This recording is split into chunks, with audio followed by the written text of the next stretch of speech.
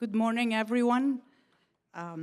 There's a little bit of reversal in the program. I'm starting, and then, of course, I'm introducing our amazing president. So, good morning. I'm pleased to welcome you today to this conference that's entitled Meeting New Jersey's Energy Needs, Clean Energy Supply and Demand, hosted by our Sweeney Center for Public Policy. At Rowan, actually, the conference aims to foster meaningful dialogue about how clean energy technologies can actually shape a more sustainable and resilient energy in the state, and hopefully for the entire country. Before I introduce our president, I want to introduce our speakers.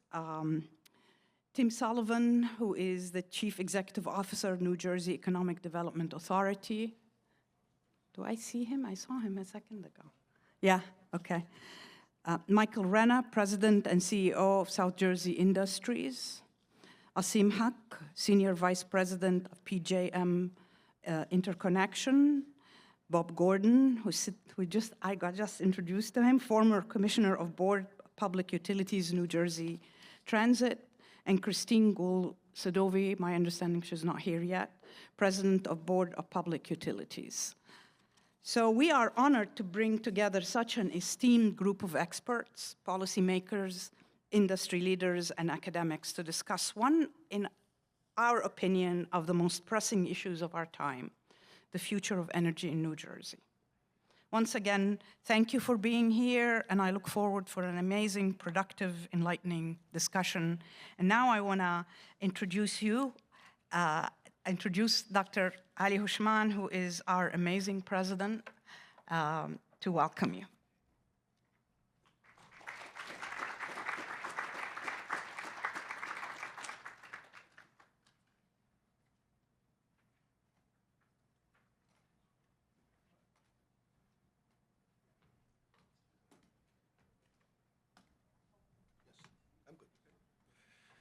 Good morning, everyone.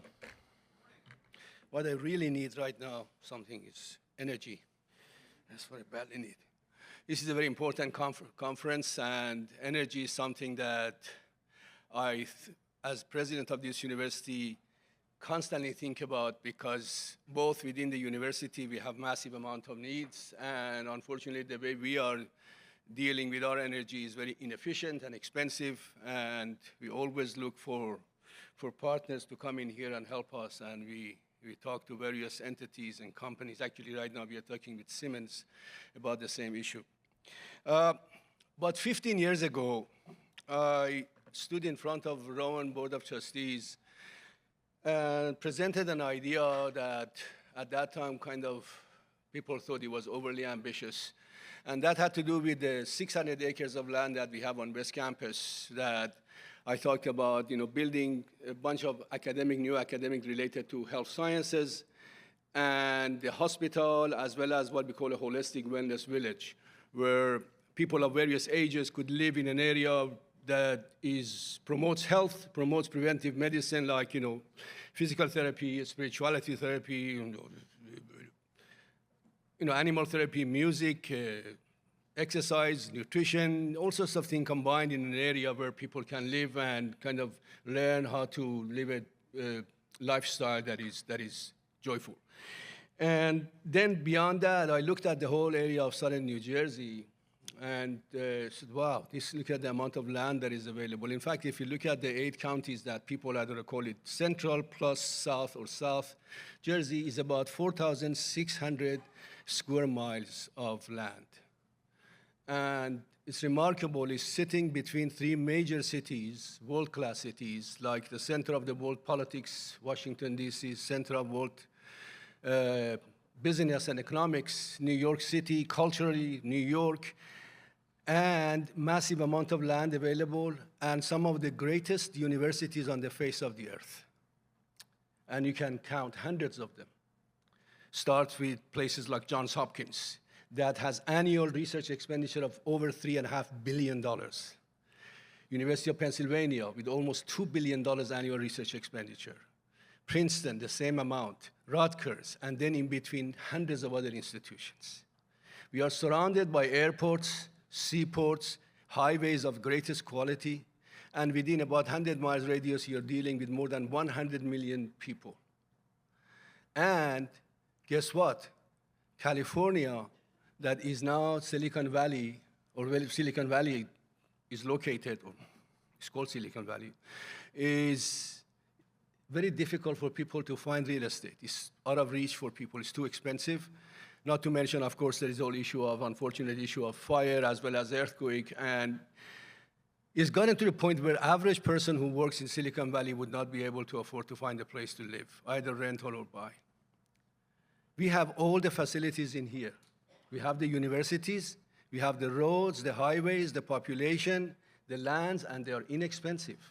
I actually have 42 acres of land that I'm willing to sell any one of you for $10,000 an acre. Anybody? It's beautiful. And why can't we promote this region as the next Silicon Valley? It's safer, there is no fire, the land is available, universities are here, and we are partnering with the major organizations. And the only thing that is missing in all of this thing, sufficient energy. We need small nuclear reactor, we need data centers in here, and once we build those, we have everything that is needed in order for this to become a vibrant second Silicon Valley. And for those of you who have got excess money, start buying lands. It's going to be a good investment. I really believe that one day this will happen because the force of nature will force us to do it. Remember, before there was Silicon Valley, the technology center of the United States was in Boston until real estate became out of reach for everybody. Then they moved to California because there was land available. Now it's out of reach. Come back. East Coast of the United States, much better, safer. So I absolutely love to see more and more discussion about the way we can generate energy of all sorts, of course, safe energy. But also, if you really look at the United States as a country, as a superpower in terms of economics and other factors, the only way we can continue remaining a superpower is to have control over supply chain of energy in the world. If we lose that, countries like China and India will get ahead of us. So the impact is not just local, it's global. And if you look at what's going on, what happened in Russia, the entire energy of oil and gas of Europe was being produced or provided by Russia. Suddenly everything got cut off. And the Germans were brilliant enough to kind of find an alternative and don't freeze to death. And all of the way from major issues that are happening right now, even in the Middle East and everywhere, is all about energy. So it's a huge, huge subject, but it has a huge impact in our region. And I hope that we can one day find the solution to have sufficient energy so that the next Silicon Valley can start in here. I thank you for being in here. I hope you have a wonderful conference. And Tim, thank you for being here, my friend. Thank you.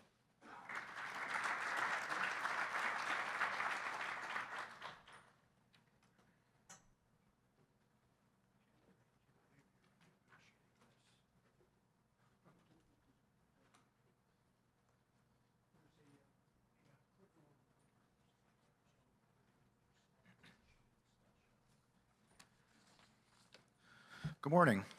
I'm not Tony Lohman. I'm pinch hitting here. I'm Eddie Guerra, the Associate Dean for the School of Earth and Environment, and on behalf of our Dean, Voki Pofristic, I'd like to welcome everyone who's here. I need to mention that, yes, the School of Earth and Environment is still here, and we're here to serve in all capacities that you need and this community and this region needs. Our departments of geology, environmental science, and of course, geography, planning, sustainability. It's my pleasure to introduce Tim Sullivan. I'll tell you a little bit about him before he comes on stage. Tim Sullivan currently serves as the Chief Executive Officer of the New Jersey Economic Development Authority, a role he has had since February 2018. As a member of Governor Murphy's cabinet, Tim oversees the state's principal agency for driving economic growth and making New Jersey a national model for inclusive, sustainable economic development by focusing on key strategies to help build strong and dynamic communities, create good jobs for residents, and provide pathways to a stronger and fairer economy. During his tenure, Tim has led the transformation of NGEDA into a comprehensive economic development organization dedicated to implementing Governor Murphy's vision for a stronger, fairer New Jersey. Tim has overseen the creation of new programs that drive New Jersey's innovation economy, strengthen emerging and historic sectors, support small business, and cultivate equitable community development. Under his leadership, NGEDA has led the development and implementation of more than 15 programs created under the Economic Recovery Act of 2020, ranging from real estate development, film industry support, provided more than $700 million in COVID-19 relief, facilitated the construction of the New Jersey Windport, launched the groundbreaking new New Jersey Innovation Evergreen Fund, programmed $150 million in support for main streets and small businesses, invested in economic security through programs recognizing maternal and infant health, childcare, and food security as economic enablers, and also helped municipalities revitalize brownfields and other underused spaces into valuable community assets. Please join me in welcoming Tim Sullivan.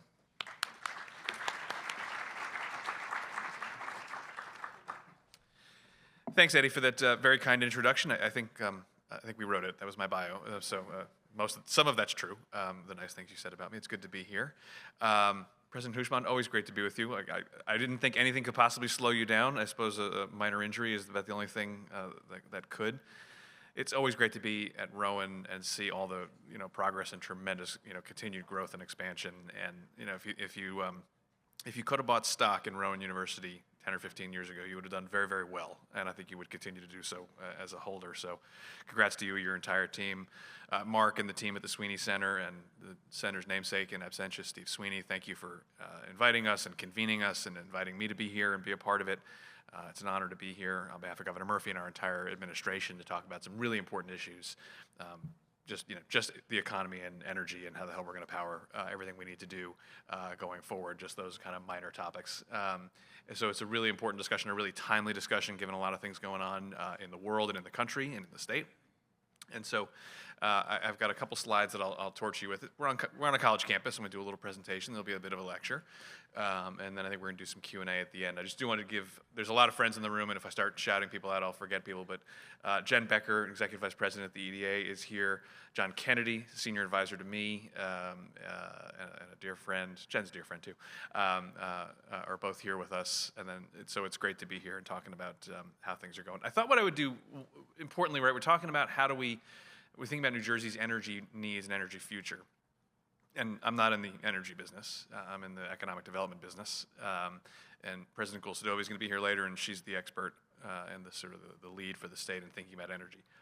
But energy is a key driver of our economy, and our economy is a key driver of our energy needs. So what I thought I'd do is do a bit of a table setter for where the economy really is right now. If you were to go on Twitter or whatever the hell it's called these days, I think you'd get a series of misperceptions about how the economy is doing in New Jersey, because it's important. It sets up what is ultimately a high-class set of challenges, but some real challenges. We think about our energy needs, we think about our housing needs, we think about our infrastructure needs, because we are growing.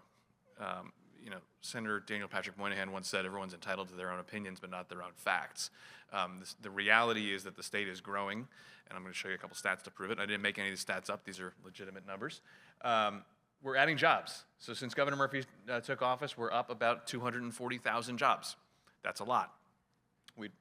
And that includes, by the way, a pretty big dip there in 2020 when, there was COVID hit. So we are, by the way, and I'll get to this in a moment, our population is growing. There are now 9.5 million of us. That's a lot more than there were when Governor Murphy took office there, because people are moving here. We are more people moving in than moving out. This is a really good thing. But it's also a challenge because we need more energy, we need more stuff, we need more infrastructure, we need more housing. We are growing small businesses. There are more small businesses in the state of New Jersey today than there ever have been at any point in our history. If you go on, again, Twitter for your facts, which I would highly disrecommend, you would hear some different story about how, every small business has closed its doors and is gone. And of course, small businesses had a really, really tough go of it during the pandemic, and it's never easy to be a small business, but there are 328,000 small businesses operating in the state of New Jersey today. That's a record. The economy is growing on a GDP basis. So if you go to the sort of the trough in 2020 to now, we've added, or if you go back to 2018, we've added $73 billion to our GDP. That's a lot for a state our size. We are a sizable economy. We're a $681 billion economy. We're bigger than many European countries from a GDP perspective, and it's growing. Again, and household income is growing. We're still one of the wealthiest states in America, and house prices are going through the roof.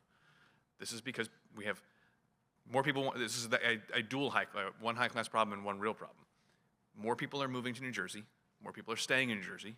More people are investing in New Jersey. That's a good thing. We aren't building nearly enough housing to keep pace with that. That's true in South Jersey, Central Jersey, which is a real place. North Jersey, it's a true. I live in Mercer County. There is a Central Jersey. Mercer County is its sort of beating heart, and so it's an honor to be sort of out of the region here in South Jersey. So we have, again, these are high-class problems. There are a lot of states in America where if you look, where if you look around, their challenges are the challenges of shrinkage, particularly in the Northeast and the Midwest. They're losing population, they're losing businesses, house prices are down because there's more sellers than buyers. We have our challenges here in Jersey, but our challenges right now are the challenges of how do you manage and balance growth. That's a really good thing, but it presents real and significant challenges and real opportunities as well. I'll also just point out, not that we're competitive people, that we are growing jobs since the peak of the pandemic, or the trough of the pandemic, depending on how you see it. We have added private sector jobs faster than any state in the region, including Pennsylvania. A lot of people like to look across the Delaware at Pennsylvania and say, why don't we do it more like them? They have a lower corporate tax rate and all this, and yeah, that's true. Our economy is bigger and stronger. It's growing faster. We have more Fortune 500 companies than Pennsylvania, and we are growing jobs faster than any state in the region, including from Pennsylvania up through Maine. Not that we're competitive people. And so all this momentum and all this this is going to drive tremendous continued need for energy on a baseline basis. And that's before you start thinking about things like AI. And AI across the country, across the globe, is going to be an energy monster. It's going to do a lot of great things. It's going to fuel drug discovery. It's going to advance all kinds of fun things. But we can't ignore the reality it's going to drive a lot of energy consumption. If you are selling energy, if you're in the energy selling business, this is a good thing. If you're in the paying for energy perspective, if supply stays flattish and demand goes up a lot, prices go up. And so that's a real challenge that we're facing. And AI is, we are all in on AI because it's, whether we like it or not, it's the wave of the future. And Governor Murphy, I think, is smartly positioning the state to be a leader, not a follower, in AI. We're doing a lot of things with around innovation and startups, and also data centers. The governor signed a bill last summer, which we're about to roll out the actual program for something called Next New Jersey AI, which is a $500 million tax credit program to support AI infrastructure, AI companies that are going to grow and scale and add jobs in New Jersey. But that presents a real both opportunity and need for growing energy.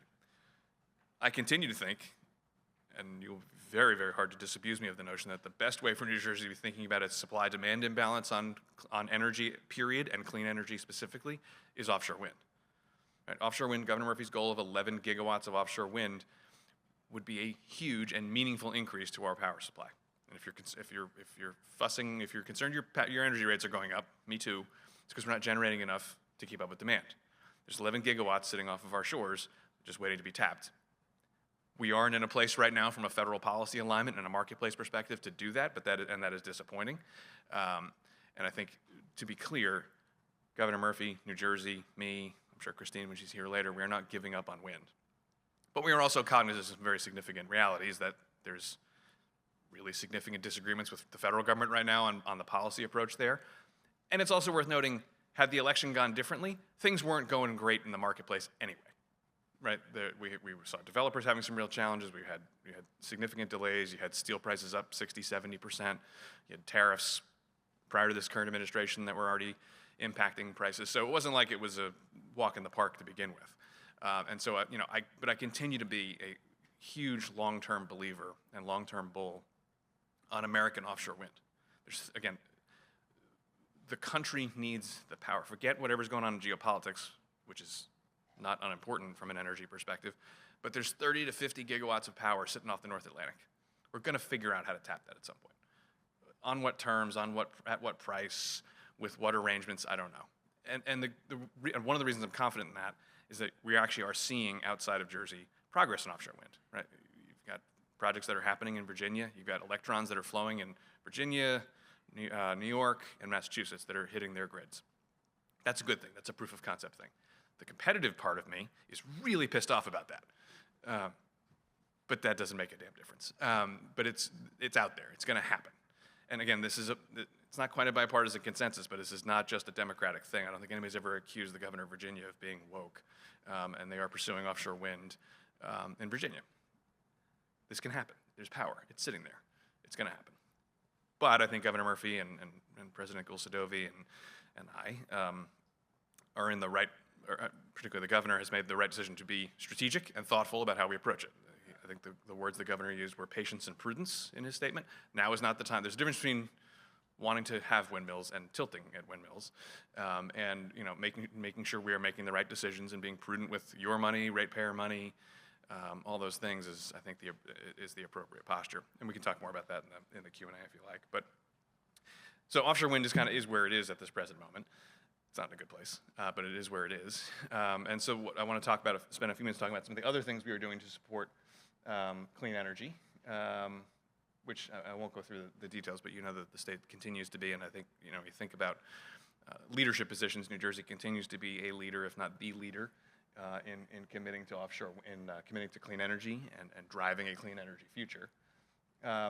Our areas of focus, are not just offshore wind, but certainly offshore wind, but I left them off the slide because I was going to do that earlier, but solar, green finance, right? The economic development authorities, like ourselves, can be really, really helpful in providing capital, and particularly capital to projects that may not have quite market returns yet, but with enough investment could get there and demonstrate the viability of technologies. Looking at vehicle electrification, looking at storage, looking at energy efficiency, these are all things that we're focused on. A couple things just to highlight, and the governor talked a bit about this in the budget speech, using RGGI money, so Regional Greenhouse Gas Initiative, or RGGI, has been a really powerful tool. The state's received $700 or $800 million of RGGI funding spread across our group, BPU, and DEP since rejoining the auction process in 2020.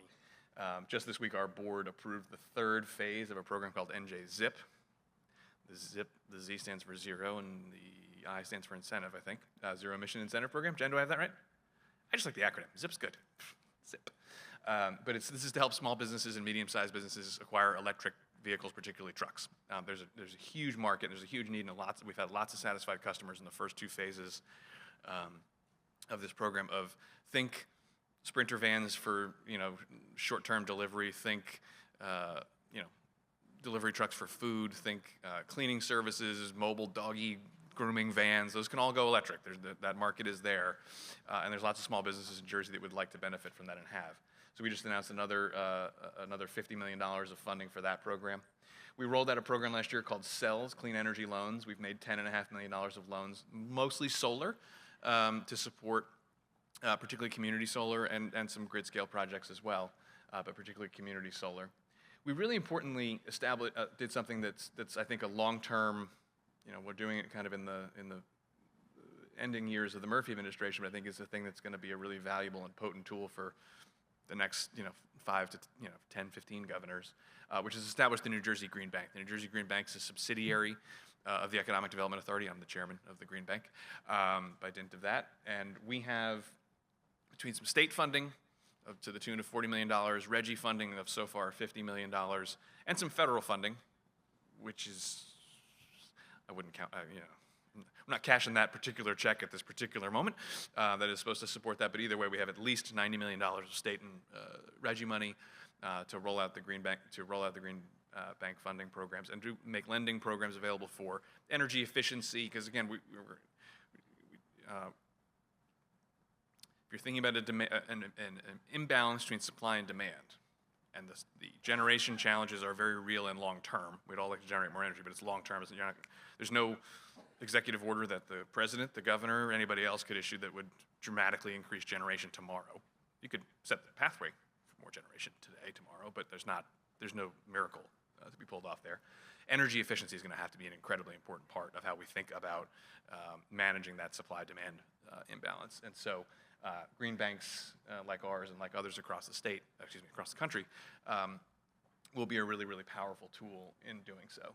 We've also launched another program called Energy Cool, which is a energy retrofit program that's a bit smaller scale, But then we also are in the process, we've launched the Garden State CPACE program for commercial properties to do clean energy investments and finance that on essentially on their property tax bills.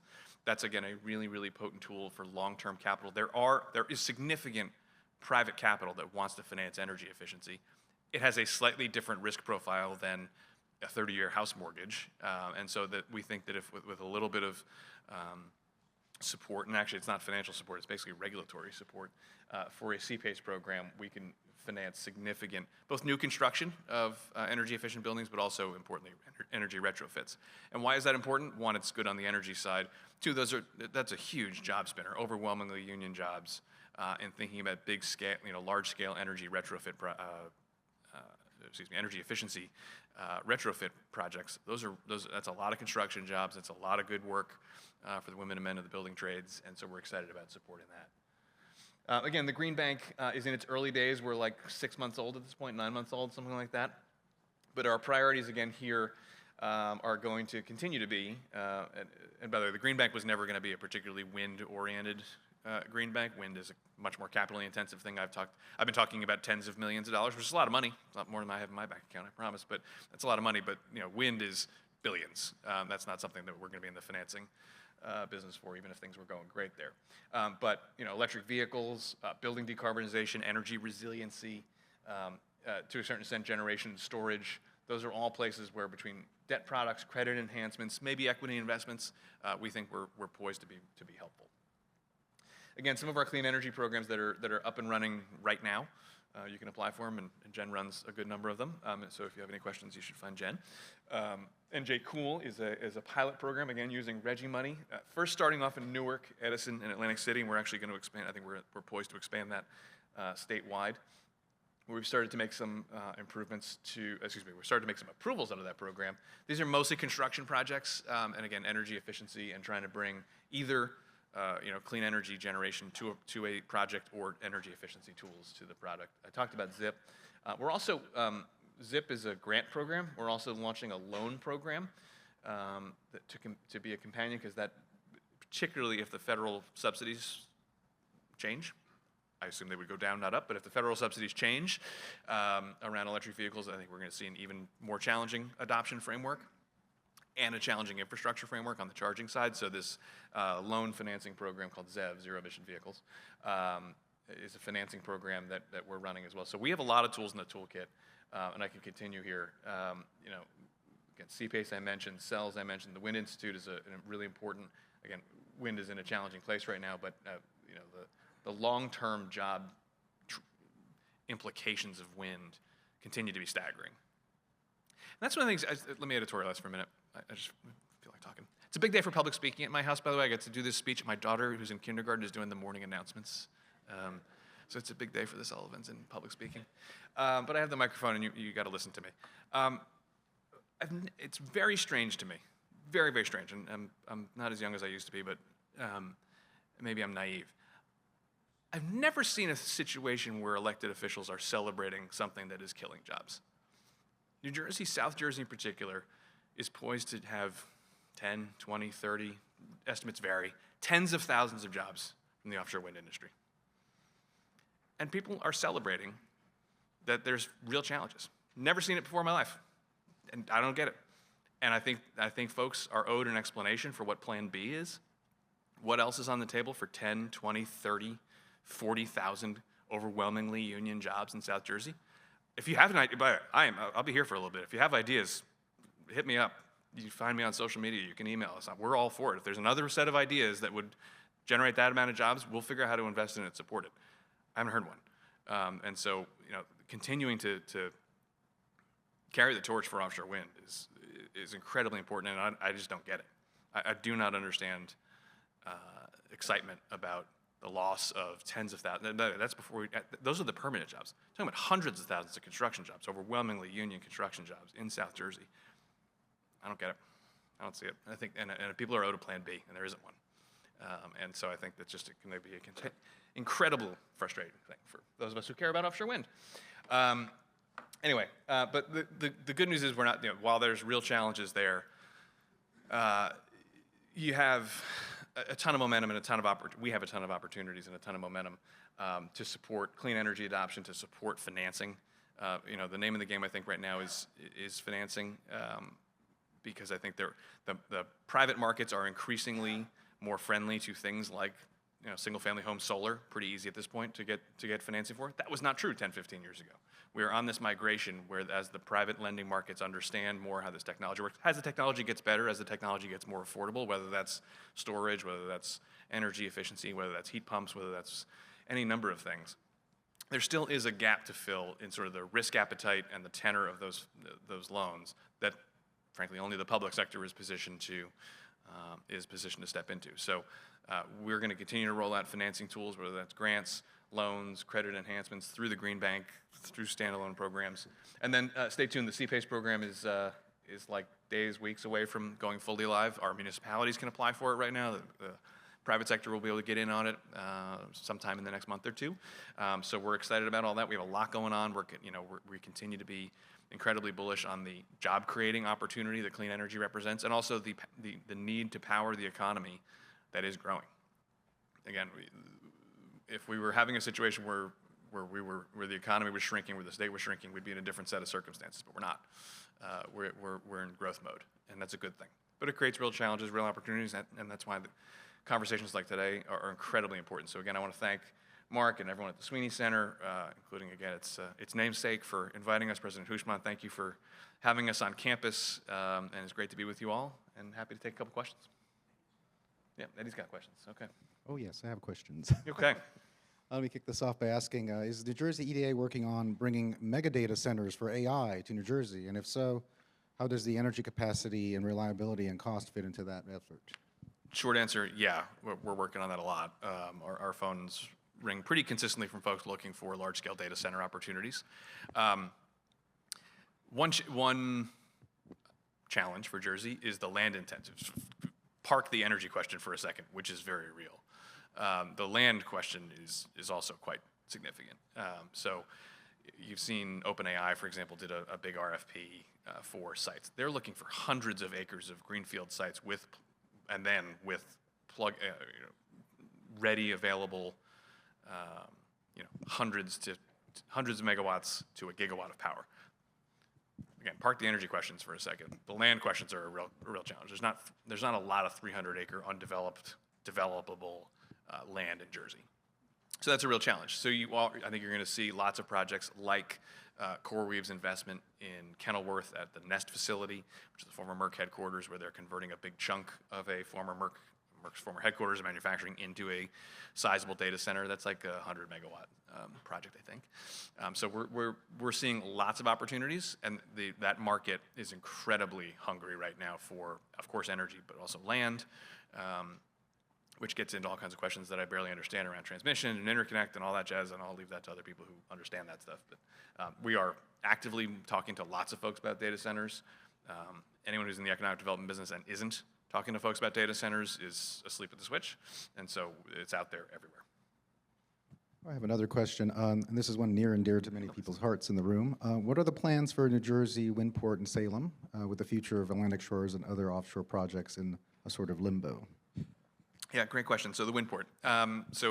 We announced the same day that BPU announced that NJ4 wasn't proceeding, we announced that we are taking a look at what I would characterize as strategic alternatives for the port. The port is an extraordinary piece of infrastructure that we invested a lot of your money in, and so I think it behooves us to take a look at what else we can do. But that project, the first phase of it's complete, it's on time, under budget. It's a freaking miracle that those things happened. On the other side of the miracle equation, it doesn't have a ton of customers right now. We were hoping that Danish company, who I still don't like to use their name, would have been 75 to 80% of the way through their first project right now, and other projects would be right on their heels. That isn't the set of circumstances in which we find ourselves for lots of reasons. And so we're going to take a look at what else we can do. It's not for sale out on the stoop, for your best offer, for sure. We're going to take a hard look at what else we can do with it. It's 200 acres of waterfront property in North America, in the United States, in New Jersey, so it's got real value. What else it doesn't have there's not an infinite number of things you can do there because it's right next to a nuclear plant. You're not going to build a Home Depot there. Ralph wouldn't let us even if we tried. There's real value there, and we're going to take a hard look at what else is out there. No promises, no guarantees, and if we do something different, it's going to be a real hard day to be thinking about the wind port being something other than the wind port. But I think the stewardly adult thing to do is to take a look at all of our options. We can regret the circumstances we're in, and I do. And buy me a drink, and I'll tell you about what I feel about how I feel about the circumstances we're in. But we are. There's been an election. There's been a change of federal policy. How long that policy change lasts is anybody's guess. And so we're going to do the adult stewardly thing and take a hard look at what the options are. And it's not my money, it's your money. And I think that's what you'd want us to do. Thank you. I have another question here. This is also very interesting since I used to have a background in nuclear engineering. How critical would EDA's role be if New Jersey wanted to move forward with a mini nuclear reactor? This would actually kind of be a large project along the lines of Georgia, or if PSE&G looks at adding a 4th reactor at Salem. So it's kind of a two-part there. Yeah, so those kind of projects, if they were to come together, you start not just counting in the billions, but the tens of billions of CapEx that's required to support that. I was talking about a green bank that has $90 million in the bank, so I don't think that's kind of a pea shooter to bring to that particular exercise. $90 million is a lot of money, but it's not enough to build a nuclear anything. You can probably help with the planning, I suppose. I think our role would probably be, as a technical matter, pretty limited in any future nuke expansion, barring the legislature giving us some tool in the toolkit that doesn't exist yet, but that's certainly imaginable. I think anyone who's taken a hard look at the growth curves and the demand needs probably has a fresher perspective on new nuclear generation today than he did 5-10 years ago, and so I think that's something that's got to be on the table. It's a lot. It's a capitally intense. I mean, being in the middle of the experience of wind, which is regulatorily complex, capital intensive, and really long-lived capital investment, is not for the faint-hearted, and the folks in Georgia know that, who just brought the Vogtle plant online. That was, I don't know, it was supposed to be a 10-year project, turns into a 20-year project. That was supposed to be $4 or $6 billion, turns into 12 or 20. These numbers get off, silly at some point, and so that's not an easy puzzle to try and solve. You should ask Christine about it later. No, I'm only kidding. Way to go. I think we have time for maybe one question from the audience, if there is one burning question out there. I'll come to you.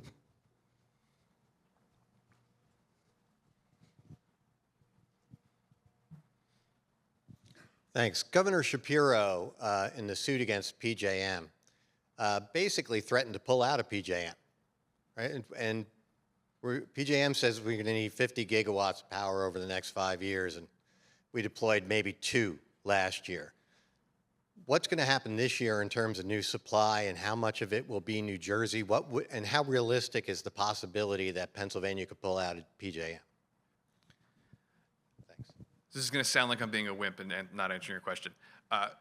You should hold that one for Christine later, or others who are more of an expert on transmission. I read the same newspapers everybody else does about the challenges with PJM and the challenges of regional infrastructure. I don't have any particular insight on that, other than to say I think Governor Murphy's been right to be critical of how some of the decisions they've made have impacted Jersey markets and Jersey ratepayers.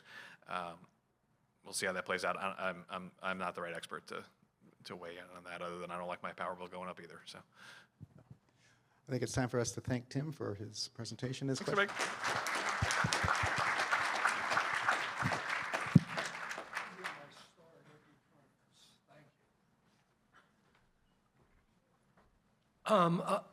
I'm Mark Magyar. I'm the director of the Sweeney Center for Public Policy. I would like to call up our first panel to the stage now.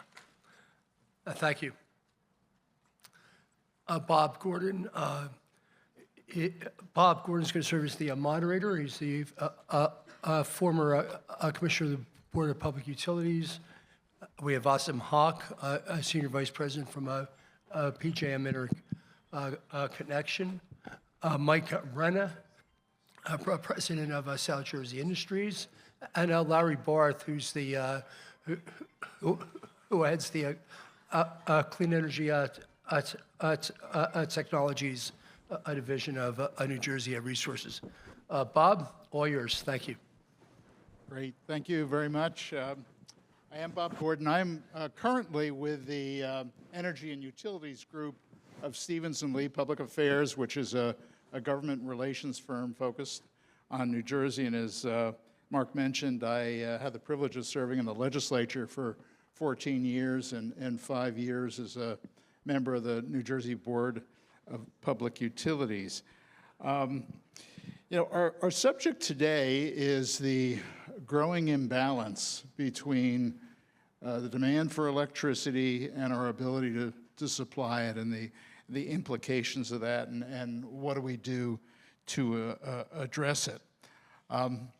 I, along with apparently an awful lot of people I see in this room, we were all in Washington for the last 3 days for the National Utility Conference. It's an organization called NARUC, and every February they have a Washington meeting which focuses on policy. And my impression was that we were all talking about this same subject, the real possibility that we were going to start experiencing shortages in electricity and spiking prices. And, what are we going to do for that? You would have thought that the conversation was going to focus on the changing political environment. Not so much. It was really about supply and demand. Let me sort of set the stage here. For really decades, the energy load, the demand on the system has been relatively stable. But in the last few years, that world has changed. I mean, demand has just, skyrocketed.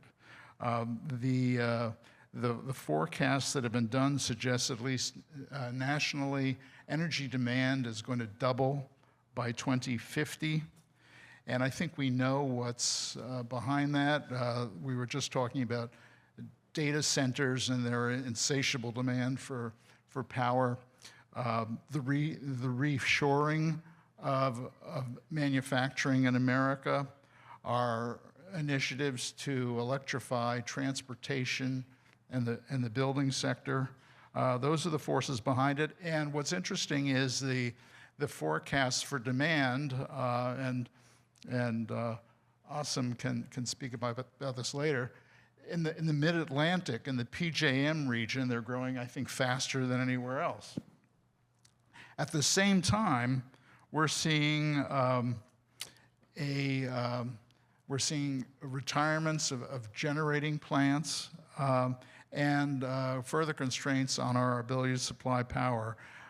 Many would argue that major factors there have been regulations being imposed at the federal and state level, specifically those regulating greenhouse gas emissions.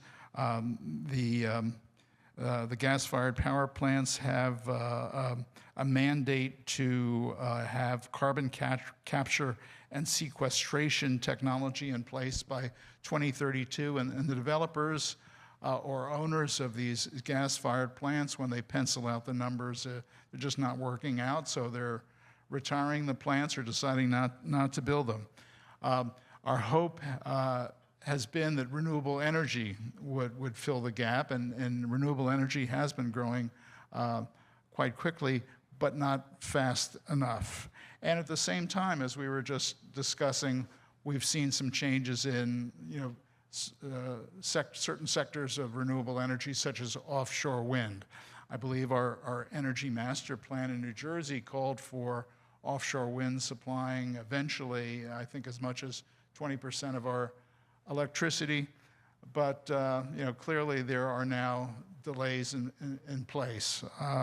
I share Tim Sullivan's optimism that offshore wind will develop in New Jersey. We got great wind resources, a shallow continental shelf, and a great demand for it, and it's being developed all over the world. We are just going to, I guess, have to wait a few years. But renewable energy has not been filling the gap. And complicating things further is just the complexities associated with a 150-year-old grid and the process that we follow in evaluating connections to that grid. All these trends are evident in New Jersey. We're starting to see some real impacts of the supply-demand imbalance. I think we've all read about the rate increases expected to go into effect in June, I think about 20% across the various utilities in the state. And so the question before us is, how are we going to address all this? Where do we go from here? And I feel really lucky to have three very insightful people with me here on the dais. We have Asim Haq, who is the Senior VP for Policy, Law, and Regulations of the PJM Interconnection, which, as he'll explain shortly, I'm sure, is the regional transmission organization that covers New Jersey and 12 surrounding states. I actually knew him when he was a power himself in Ohio as the chairman of the Ohio Public Utility Commission.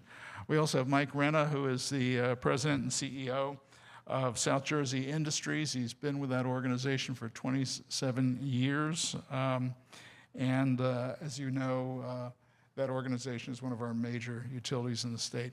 And we're also pleased to have Larry Barth, who is Director of Corporate Strategy of NJR Clean Energy Ventures, which I believe is sort of the renewable energy subsidiary of New Jersey Natural, and also has a role at the corporate level as well. So I think maybe we'll begin with Mike. Mike, pretend you're sitting in the new governor's transition team on the Energy Committee, and you've got to come up with a set of recommendations about where the state goes from here. Care to offer some thoughts and your assessment of where we stand here? Nice easy question off the bat here. I think we're in a very interesting time with respect to energy and energy policy. And when you think about, the utilities who are fundamentally the providers of energy, whether it's, the gas to heat your home and cook your food, or whether it's the electric that powers your home, there is very much of an uncertainty that exists that is really impacting utilities. And so what I would say to the governor or to the president of the BPU is that businesses, as I think you all recognize, it's the big challenge is when there is uncertainty. And it's been a little bit of a case of whiplash over the last few years in terms of policy. And now we've just come off of an administration that had been, talking federally, that had been very aggressive through the IRA and other different programs in the energy transition and really promoting the energy transition. And now you've got a new administration that's a month into their term, and chaotic is probably a fair way of characterizing the first 30 days or so. And so again, that creates all of this uncertainty. So I think having stability, having a set of policies at the state level that are longer term in nature and a little less political is very good for businesses, because it creates certainty. And honestly, certainty is what's required to go get capital. And when you're thinking about utilities, most of us just think about the fact that we take for granted sometimes that the lights come on and that when it's really cold out, your gas works. there are billions of dollars of infrastructure, right, that make that happen. And on an annual basis, even a company like SJI, which operates 2 natural gas utilities in the state of New Jersey, we are effectively an infrastructure company. That's what we do. We put infrastructure in the ground, we maintain that infrastructure, we operate that infrastructure, and that's what ensures that the gas is delivered safely and reliably and affordably to the customers of New Jersey. But again, it's very capital intensive. So in order for us to go out and raise that capital, whether it's in the equity or in the debt markets, right, we need investors who are confident that these long-lived assets, right, will ultimately either generate enough cash to pay back that debt or earn a return on the equity. So I think the most fundamental thing is again, just sort of taking the politics out of things, working together in partnership to address the longer-term energy needs of the state. And I think when you see sort of this whiplashing back and forth, and even at it's more dangerous at the state level, quite frankly, right? When you have drastic shifts at the state level, it gets very hard for businesses to operate, and it gets very difficult for us to raise the capital we need to, again, continue to ensure that you all are the beneficiaries of safe, reliable, and affordable service. Thanks, Mike. Asim, you're involved with PJM interconnection, probably not something people think about a lot. Wondered if you could tell us a little bit about PJM, its role in the critical task of interconnecting new sources of energy to the grid, and maybe give us a little bit more detail about the supply and demand situation that you see from your perspective. Sure, happy to do so, and thank you very much for the invitation. Thank you to Mark. Thank you to the organizers of the conference for the opportunity to present. Bob and I do go a ways back, so always a pleasure to interact with Bob. I do have a few slides because I think visuals are always very helpful here when we're talking about electricity, the power grid, and they'll just be sort of very introductory type of slides, just talking about, effectively the role that PJM plays in all things electricity here in the state of New Jersey, as well as just setting the table. And then I'll step out of the way and would love to hear from our panelists as well. Setting the table for some of the supply-demand challenges that we're experiencing on the power grid. So PJM is one of 9 grid operators in North America. Now, electrons don't know state boundaries. These are the bulk electric system, which generally speaking consists of generation and transmission assets. These, especially the transmission assets, are multi-state, large high-voltage transmission lines that are owned by multiple asset owners. And so what a grid operator does is they don't actually own any of these assets, but they are effectively the air traffic controller of a watt as it sort of traverses the high-voltage system. They oversee the generation of the watt and then the transmission of the watt. And then that watt gets to a distribution substation where it's then taken by your state, local distribution utilities and distributed to homes and businesses. PJM exists on the generation and transmission side. Really, again, matching supply and demand in real time, overseeing the generation of the watt and the high voltage transmission of the watt until it gets to, again, the distribution substation and distributed to homes and businesses. We are fully regulated by the Federal Energy Regulatory Commission. We are effectively run as a not-for-profit entity. We don't have shareholders, we're not publicly traded. And so our mission really and truly is to try and keep the lights on. That is our primary focus, is reliability and trying to keep the lights on. We have these 3 core business functions. You hear a lot about markets, and of course a lot recently about markets, and we can talk a little bit about the escalating cost of one of the markets that we operate. But we also plan the system. So we take a 20-year outlook and look to see what is necessary in order to actually construct transmission to plan the system.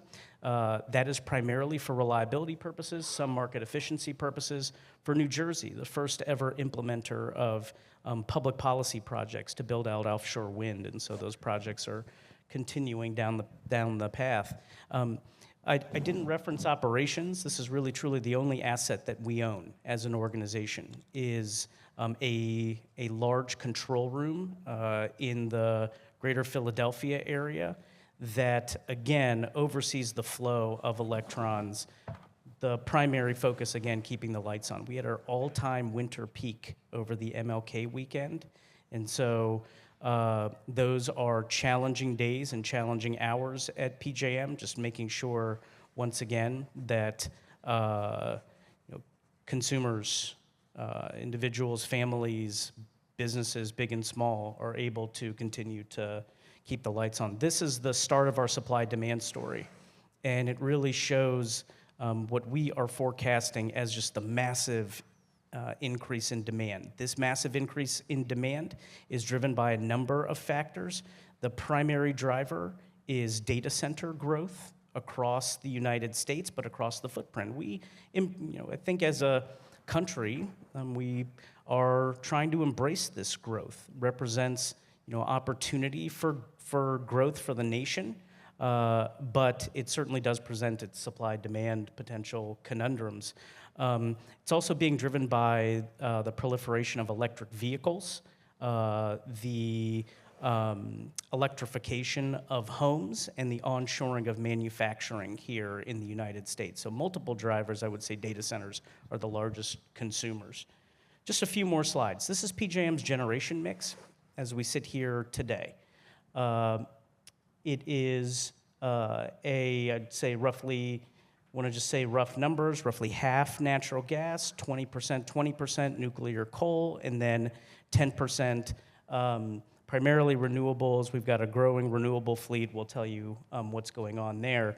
New Jersey is generally a net importer of power. I just pulled this. We have this map that's actually interactive. You can go to our website and find this map. If you just type in state import-export map, you can see effectively, with some lag, in real time, what's going on the system. As you can see there, I just pulled this off of the website at, it was roughly 9 a.m. yesterday, and New Jersey is importing, at that time, which is just outside of peak, about 4,500 megawatts in order to keep homes and businesses in New Jersey reliable. We have a lot of forecasted retirements. These forecasted retirements of our generating resources. So, we talked about demand. This is supply. Okay, our forecasted retirements of generating resources through 2030, largely policy-driven, some economics, but largely policy-driven. This is a good story to tell. This is what's in our generation interconnection queue. We've got a lot of resources that want to connect to the system. Just a few notes here, though. Historically, we only get about 10% of this power that actually constructs. So you can study these. What is the generation interconnection queue? It's the line that developers get into to get studied so that they can safely plug into the grid. Okay, so all of these are disciplines of primarily engineering. You need to make sure that these resources can plug in quickly.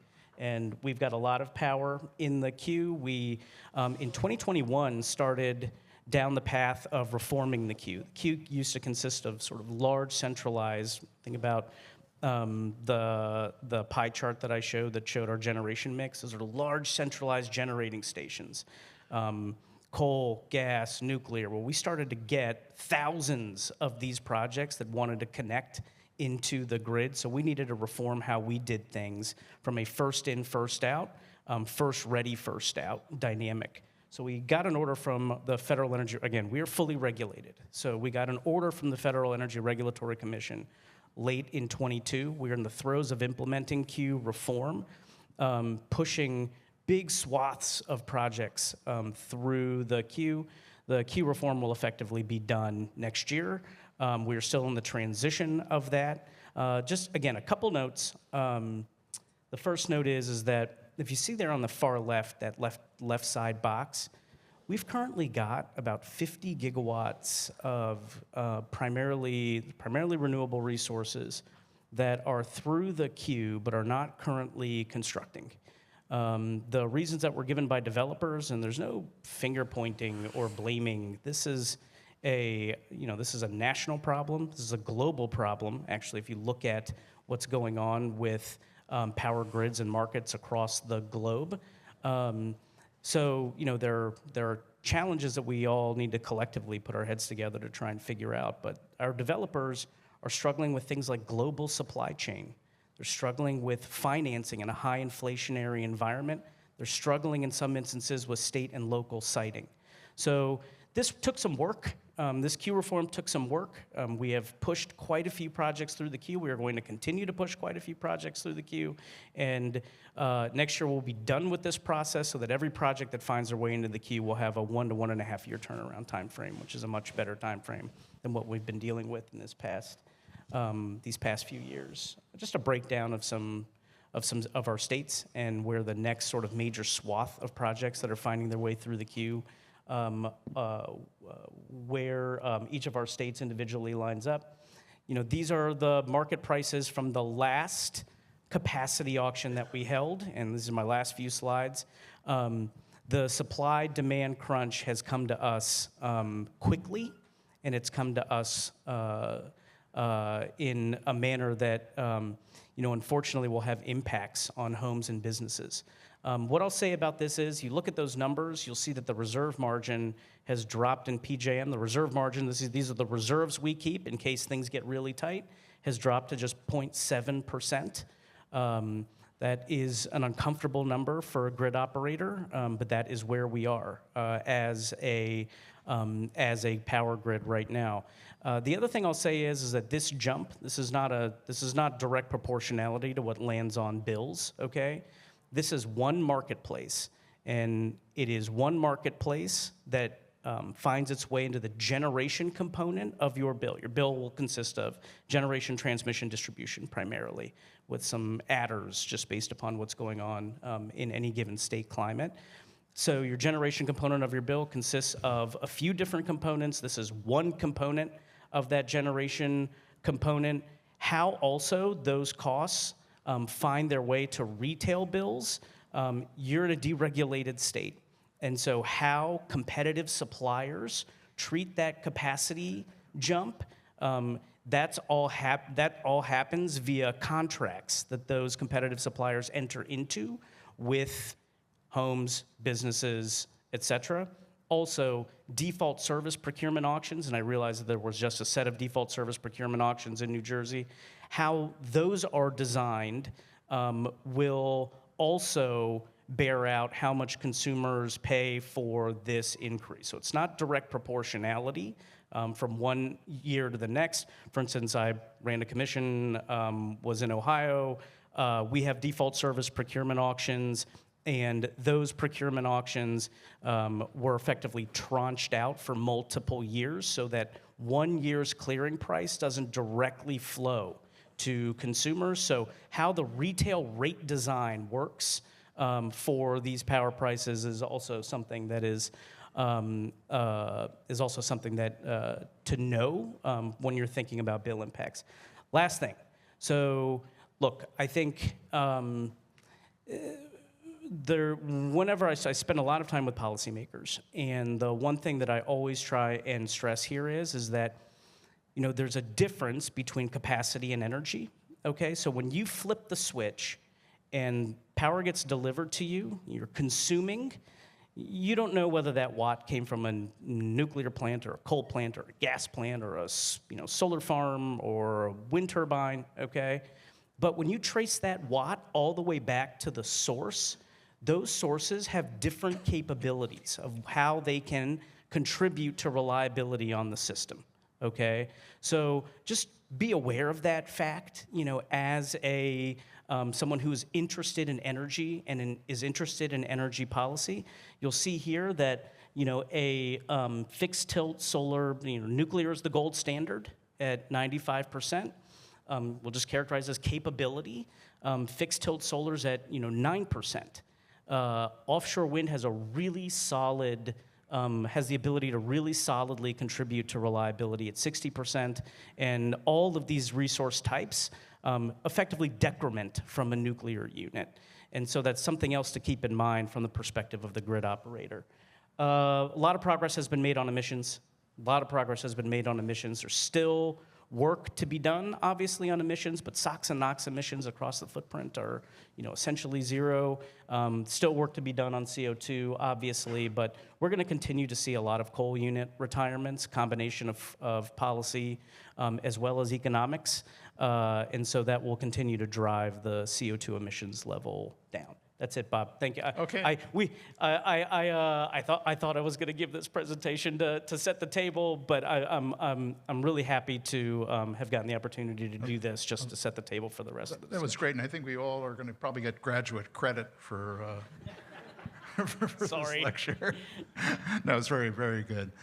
Larry, what would you tell the governor? Well, I mean, you're working with a lot I've got a lot of new forms of energy and renewables. Do we continue down that road?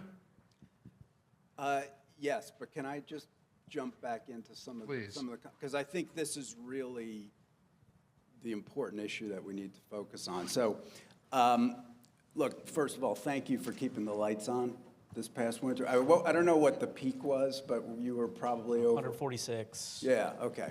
Gigs. 146, and you have about 180 gigs of capacity in the market. So you were running pretty tight, but we had some margin there. But what the question I have is, how worried should we be? I mean, we seem to be in a new world where, we've always taken electricity for granted. You could set your clock for the last 10 to 15 years on plenty of electricity, $20 to $30 a megawatt hour. It's there, it's abundant. How concerned should we be now about how this is all going to transpire? So if I tried to catch up with some of your math, and I did look at your load forecast, and I know you guys know what you're doing. We hear a lot about AI, and you kind of want to turn off the news on that because everybody's talking about AI, and it seems like a whole hype machine. But it's in your base case forecast, so I know this is real, and we know based on the subsequent what's come out, there's a lot of activity here. This is real. This is happening. So if you just kind of extrapolate on some of this, if I got your numbers right, you're going to, by 2030, we may have another 30 gigawatts of demand added to the system, something like that. So I'm already up to my 181 of capacity. Now we're also, to your point, if you look the last couple years as we've pretty much been, adding new capacity and retiring old capacity at about the same pace. So we're kind of spinning wheels a little bit on new, adding additions. And furthermore, if you look at what's coming into the system, to your point, some of these are intermittent resources that are not going to be there when that 30 gigawatt peak hits. And also, if we look in your queue, as you have pointed out, a vast percentage of that is intermittent renewable. So we're going to be bringing on resources that are not going to be there when you call them for that peak period. Now, this kind of esoteric discussion that's already kind of taken place in your planning sessions and your technical meetings, I mean, this is now Main Street, New Jersey, right? I mean, this is now, our rates are going up 15 to 20%, and it's all a function of this. So it seems like we're under stress. Sure. And it seems like this is going to be something that, we're going to have to deal with either, from a real reliability standpoint in the next couple of years, and something that's going to be very important as we consider, our current full electrification plan. we're talking about quadrupling the size of the electric system. We're talking about doubling the load in the state. How is this going to reconcile with that? And oh, by the way, you know, you can't refute that temperatures are rising around the world, and you know, we're having increasing duration and frequency of storms, so there's already stress on the system. But it just seems like this is really an important problem that is going to be front and center in our discussions about where we're going. Any thoughts on what we should do first? I mean, what should be our priorities? Are there things that we can do with our current infrastructure to improve their capacity, improve the move more watts through the cables? Things that you know, are not going to take 10 years, but might take a couple of years. And do we need policy changes to make that happen? Yep. Well, so I'm a gas guy. I don't know a lot about electricity, but what I will provide are some of the challenges in very kind of straightforward terms. And AI and data centers are just sort of they're the newest of the challenges. Simple fact of the matter is the winter is 3 times as energy intensive as the summer. And the grid, including all the way down to the utility levels, is built for what? It's built for summer peak, right? It's when the air conditionings come on. So you have a day like we had, or a period of time like we just had over the MLK holiday, and you rush to electrification, you got big problems, because neither the grid nor the utility systems are capable of moving that much electricity, let alone the fact that we have a generation gap. We do have a generation gap, just not the kind that we normally associate with a generation gap. We don't have enough capacity. So to me, the answer is, and again, I understand this is not always the most popular of answers, but you have to decarbonize and electrify, right? It's not an either or. And by decarbonization, I mean lower the carbon intensity of the energy moving through your pipes. And there are technologies that exist today, right? And there are projects that are coming online, right? Real, tangible projects, whether it's renewable natural gas or green hydrogen, that can safely be blended with the geologic natural gas and lower the carbon intensity of the gas, which has tremendous, right? So it helps you from a reliability standpoint, and it helps you from an environmental standpoint. There is a project right now that doesn't get a lot of attention, but it should. There is a project right now in Linden, New Jersey, where the largest food waste to energy project in the country, if not the world, is under construction. It's going to take the methane from all the food waste, from a majority of the food waste, right, from the high food waste producers in the state of New Jersey and the 5 boroughs of New York, and it's going to produce green energy, renewable natural gas that, again, will be safely blended and offset geologic natural gas. So you'll have that impact of decarbonizing, right? So to me, again, the answer here is you take the pressure off the grid by putting decarbonization on equal footing with electrification. Because again, the simple reality of it is, and the experts may differ with me on this, we are severely challenged, again, not only from a generation standpoint, but more specifically from a transmission standpoint, right, to rapid electrification. Awesome. Mr. Transmission? Yeah, sure. So, we're going to continue to build out transmission, annually. We go out with our regional transmission expansion plan, which basically says, hey, here are the wires that we are going to need in order to continue to maintain reliability based on where demand is coming up, where resources are retiring. It is, fundamentally an engineering practice. and the transmission owners then in the PJM footprint, after Federal Energy Regulatory Commission approval, build the transmission necessary to keep the grid functional. Transmission, though, if I always try and keep this stuff, at a particular level. Transmission, though, is just moving electrons, right? We have a supply-demand challenge, and so really what we're going to need is supply. If you think about demand, I think, we are not in a position to say no to demand, and I think it's the wrong thing to say no to demand. I think it's the wrong thing for the region, for the country, et cetera, to just say, no, we don't want this demand growth. I think it harms the nation. Obviously not our call at the end of the day. If there's an executive order or a regulator tells us to do X, we will do X. But that's just me editorializing. So really then what we're focused on is supply, okay? And so, when you think about supply, just a couple of sort of tenets, which is, as we sit here today, shutting anything down exacerbates the issue, okay? That's sort of the first thing to think about. Second thing to think about is anything we can do to get those resources in the queue and that have found their way through the queue to construct. This is not about to the grid operator, okay? Certainly we care about decarbonization. From my lens, I've got 2 little boys at home. I want them to breathe cleaner. I want to leave for them a better world.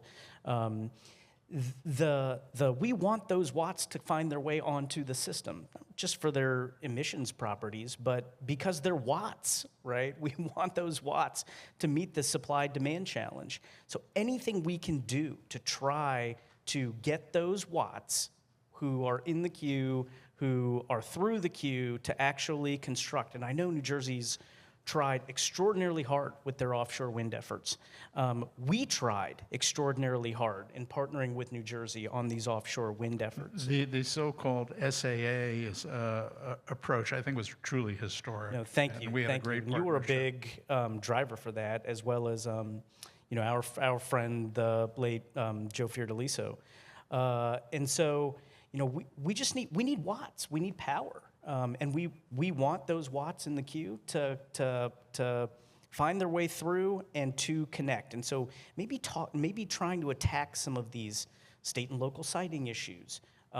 What are your supply chain issues, and is there anything that can be done? If there's a new administration in D.C., is there anything that's being done on global supply chain? Let me jump in here on this subject of trying to get these resources into the grid and in a timely manner. I think there are a number of opportunities. One is grid-scale battery storage.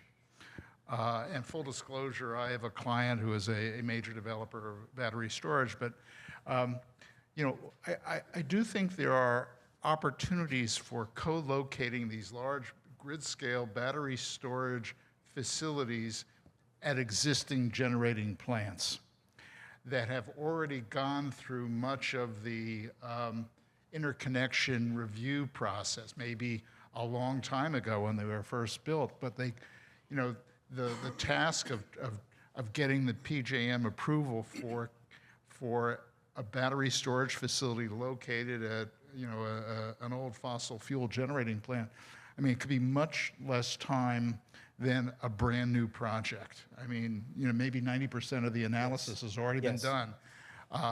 And you're not likely to encounter, the political pushback from building something new in an area that might affect the neighbors, because, people have been living with this generating plant for decades, and, maintains the jobs there. There are, I think, strategies to try to make the most of what we already have. Yeah, absolutely. And let me just tell you about a few initiatives that were advanced towards the end of last year. The first is just hitting on that in particular. A deactivating plant that has what are called, they have these rights, capacity interconnection rights. Based on I don't believe the FERC has ruled on it yet, but we made a filing with the FERC to effectively say exactly what you are hoping for, which is, hey, if you've got a unit that's retiring, it's got all of the transmission upgrades already built in around it. That unit that wants to replace it, which you're right, it's typically retiring coal unit and then either a renewable facility or storage facility or a combination of both. Let's not push those resources through the queue because we know they can plug in to the grid without creating reliability issues. So we made that filing with the FERC. I believe they have yet to approve it, but once that does get made, again, that's another way to try and get supply onto the system. An additional filing that was made and that the FERC approved was this concept of surplus interconnection service. And so with surplus, what happens is you've had a renewable facility that is effectively not able to, because let's just take a solar farm, for example, not able to generate in the evening, but they are, if you think about it, they had to say, we have the capability to generate, at this level when they came to us. Okay, so in the evening, if they're not able to actually provide us with energy, what we've said is, okay, if a battery storage facility can then go pair with that renewable facility in order to maximize that level that they said that they could produce at during periods where that solar unit can't produce, let's go ahead and let's get them connected, and let's not make them go through this through the queue, which is a study process. So again, it's about sort of trying to expedite resources finding their way to the queue. We're throwing everything. We got people back at the shop working on just this right now. So we own more commercial grid solar that's connected to PJM than anybody in the state. So we look at this surplus interconnection opportunity as very constructive, something that we could actually do something with. We're kind of running and looking at the economics now of storage, but you marry up the fact that these resources are eligible to participate in the PJM capacity market, which, the flip side of the bad news of the cost is that it does provide the signal to folks like us to put these resources in.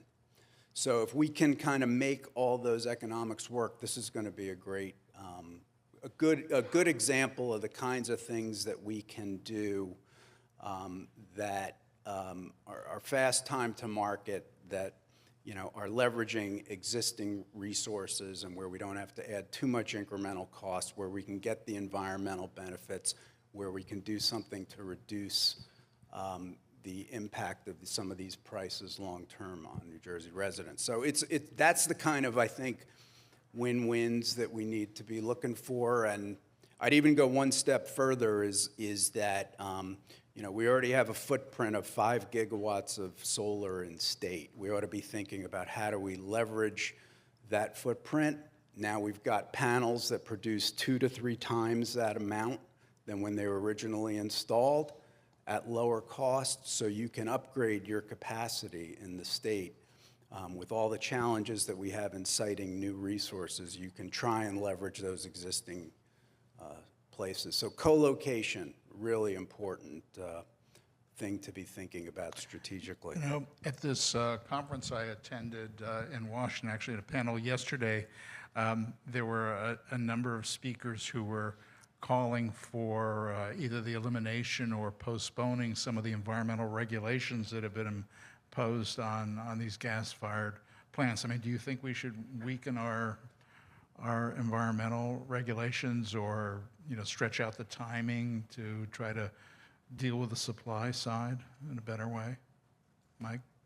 Do I think we should lessen or change the environmental restrictions? No. I don't. And I think that right now, gas is a very viable solution from a supply perspective.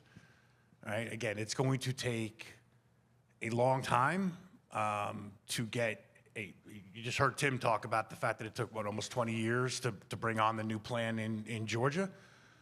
So as much as I am in favor of a balanced energy mix and think nuclear is a critical component of that, you're not going to see new nuclear plants popping up across New Jersey or any of the states in the region. I don't think anytime soon. Sadly, right, the renewables market, particularly wind, has been challenged for a whole bunch of things that have, not much to do with anything I'm going to say. But I think gas is a viable solution. And look, I appreciate the fact that it's a supply and demand issue. But I'm going to go back to, and maybe I'm using the wrong word when I say transmission, right? Right now, the whole issue is compounded by the fact, and this is not something that's unique to electric companies, it's actually something that is very real for gas companies as well. But we have a real challenge to move, whether it's the molecules or the electrons, that this country is projected to demand. And the utilities are going to have to spend an enormous amount of money to build that capability. You ask any electric utility CEO in the state how ready their system is for large-scale electrification or for data centers, which may be a behind-the-fence solution, so that's a different issue, they're going to tell you they're not. They don't have the capacity right now to move it that last mile, right? And throw intermittent into the mix, and it creates a whole different set of challenges. And I'll give you an example that should probably be, we don't have a supply issue in terms of natural gas in this country, right? You've all heard it 1,000 times. We are the Saudi Arabia of natural gas. There's an abundance of natural gas. There's over 100-year supply, probably in Pennsylvania alone, in the Marcellus. We don't have a demand issue because, again, natural gas remains largely in demand. The disconnect right now is on the transmission side. We're not building interstate pipelines to move, right? For the large part, I think there's one that's been built in the last 10 years. So there's a disconnect between the production area and the market area. And that's ultimately going to be the same issue that we face on the electric side. So no, I don't think we should lower the environmental standards whatsoever. In fact, I think we should be increasing them. And that's why I got back into the decarbonization. Start running commit to running lower carbon fuels, right, through these generating facilities, including green hydrogen, which is also a nice, convenient, and effective means of storing intermittent power. But that's a whole separate conversation. So I think decarbonizing, CCS, all those things should be on the table when it comes to new generation being brought on the grid. You cannot undermine the environmental progress, right, for the sake of I guess, expediency. Yeah, I'm just wondering, should we rethink the way we approve projects in this country? My impression is that it's just so incredibly difficult to build anything in America. In China, if you oppose a turbine, you just sort of disappear. I served on the board of New Jersey Transit for 4 years. And for about 10 years, New Jersey Transit had a plan to build a gas-fired microgrid to provide power to the rail system between New Brunswick and New York if the system went down as it did in Sandy for 2 weeks. And the idea is this microgrid would provide some power temporarily, certainly get people out of trains under the Hudson back home. Federal government provided $400 million for it, and we couldn't, every meeting we had 30 people telling us we were going to melt the permafrost if we did this. And it just, the political opposition was such that I think the governor and the rest of us just kind of gave up. Is there something we can do to the way we approve projects just to make things easier? I mean, I've always felt sorry for these offshore wind companies that had to start appearing before the planning board, Ocean City, and they were accustomed to dealing with nations, not local planning boards. I mean, can we streamline the process in some way? Well, I mean, I think we have to do that bottoms up, case by case, find little opportunities. If you're trying to come at this top down, I think that's certainly a complicated question. I think that we have to assume it's going to continue to be very difficult to build new things, and that new supply, adding new supply is going to be more challenging than we may have thought in the past, right, for all the various reasons. And therefore, I think it means that we have to think about, well, what are we doing to the demand side here? You know, we do have the full electrification plan. Do we need to rethink some pieces of that, recognizing some of the challenges that we're having on the supply side, and recognizing some of the affordability issues that we're having in the state and our capacity to incent some of these things. So I just think we're going to have to get more, a little smarter and refined in thinking through how we're going to deal with this over the next couple of years. And also, you know, if the reality is that emissions are going to go up on the grid for a period of time, we also have to think about, you know, the greater goal here, which is to reduce emissions, and is this actually hurting to be adding more electric supply, electric demand at this time? Yeah, I mean, look, it is certainly a challenge. I think what has exacerbated the challenge is not even so much your elected officials and policy as it is the courts. And what has happened is that in a number of cases, you know, you've got courts that have basically stayed projects that have been completed and were operational. And that becomes, it gets back to what I mentioned before about sort of the whiplash, right? Again, you're imagine being, you know, a company that just brought online a major project, and, you know, 3 months into operation, there's a decision that by a court that stays that operation. Now you're faced with, how do I find an alternative for that either demand or transmission or transportation? And I think, again, it's difficult enough. I guess my point is, it's difficult enough to get things done. It becomes exceedingly difficult when you do actually get things done, and then you're told, okay, stop. Awesome. Yeah, you know, certainly, you know, we are, other than providing the actual technical expertise or the engineering expertise behind a utility, then going to a state or local siting board to say, hey, we need this, we need this asset, we need this transmission line. We're trying to, or developers coming and saying, hey, we'd like to build this solar farm here, these turbines. So, you know, we don't really get involved in these proceedings, but it is, when we hear from our development community, and especially on the clean energy side, we do hear that this has become really, really challenging for them in trying to get projects ultimately built out. You know, we're all trying to achieve this equilibrium of reliable, affordable, and cleaner. We're all trying to find this sort of balance here. In you know, what is the sweet spot here?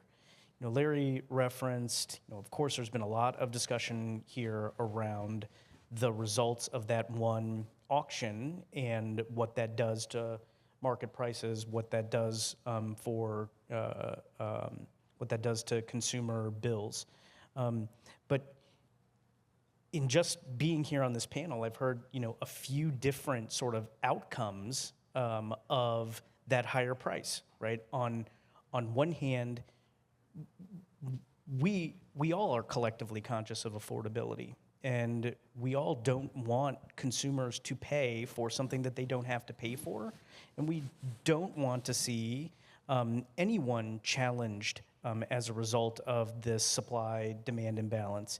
But you also heard Larry say, hey, that market signal that was sent, you know, when supply decreases, in any market, when supply decreases and demand increases, prices go up, okay? And so, you know, you heard Larry say, because of that price signal that's being sent, many folks in your shop are looking at opportunities, right? And that's the net result of a marketplace. And getting back to the siting thing, the sort of level of, I used to oversee a siting board. There was always consumer sort of angst associated with putting infrastructure up anywhere. I think it's gotten a lot worse over the span of the, 10, 15 years I've been in the industry. It's gotten a lot worse. And I don't know if it's the ability to sort of mobilize or I'm not electronically mobilized. I'm not quite sure. But I'll bring it all the way back to where I began, which is now that you're seeing that uptick in pricing, okay? Now that you're seeing that uptick in pricing, I wonder if that changes some of the consumer sentiment around we need infrastructure. We locally, statewide, nationally, we need more energy infrastructure if we're going to meet this sort of calling. I don't know. I truthfully don't know. Pricing lands in particular behaviors. There's economic behaviors, like some of what you are seeing, and then how that sort of lands with homes, businesses at the end of the day, I think is yet to be seen. Okay. Should we, we've had some pretty aggressive policies in New Jersey on things like electric vehicles, building decarbonization. There have been a number of executive orders promoting those. Should we rethink the pace of that? Should we just try to slow those down to just try to ease the pressures of demand? Megan? If you like. Yes, I think we should. I just think that finding that balance is really where we should be focused on. And to me, that is ultimately, right, it's that intersection of reliability and affordability, and then ultimately, clean. And that's where I again, from my perspective, that's where decarbonization is so critical, because you've heard about the challenges in terms of the supply-demand equation. That is only going to escalate in the coming years, right? As you move more and more buildings to electrification, as you're plugging in more and more electric vehicles, and you're bringing on more and more data centers and AI and crypto mining, whatever that is, they're all significant consumers of electricity. And so I think it just becomes ultimately the prioritization. And I think we have to solve for, because the reality is the data centers are coming. And the governor has come out and said that he wants to make, New Jersey a hub for AI and data centers, and that is going to require an enormous amount of electricity, right? So we're either going to bring it in from another state or we're going to generate it locally. But to me, it's let's solve that supply-demand equation first, and then begin a pace of, right, sort of modernizing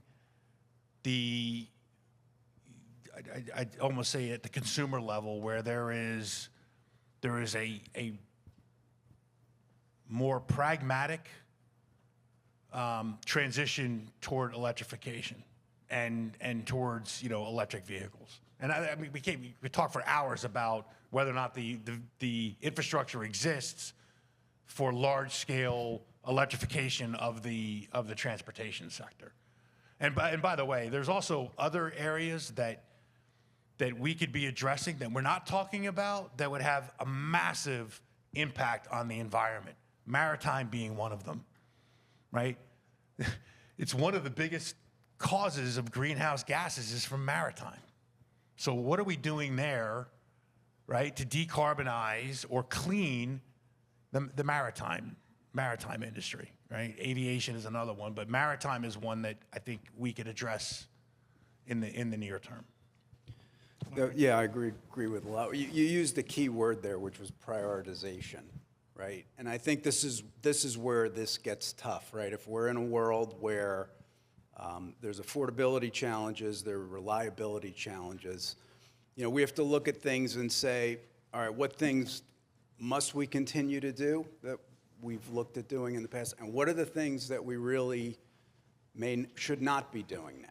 And I think we just need our criteria lined up. I mean, are we actually saving emissions or not?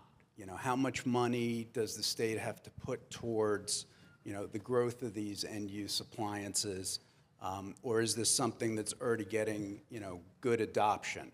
What's the impact on the, the overall electric system, in terms of what's going to happen in PJM, what's going to happen in New Jersey?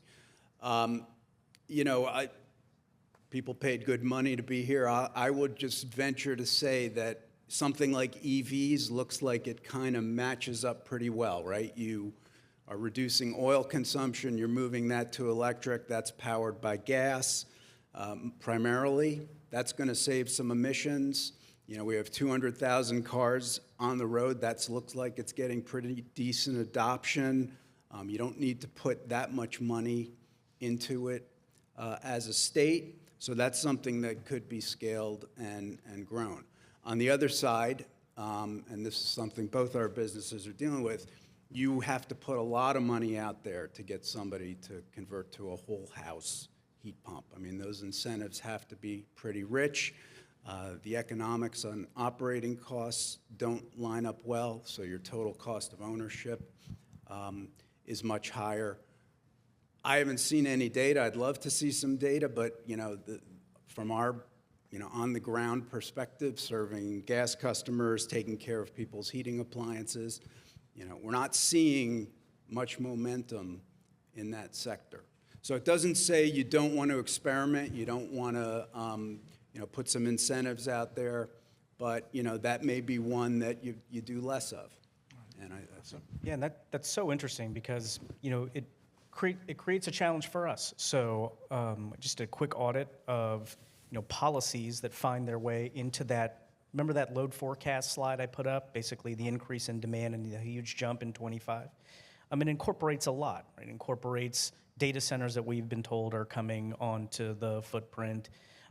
It contains policies related to electrification and also electric vehicles. Now, we get those electric vehicle forecasts from S&P Global, but we also incorporate state-desired electric vehicle policies.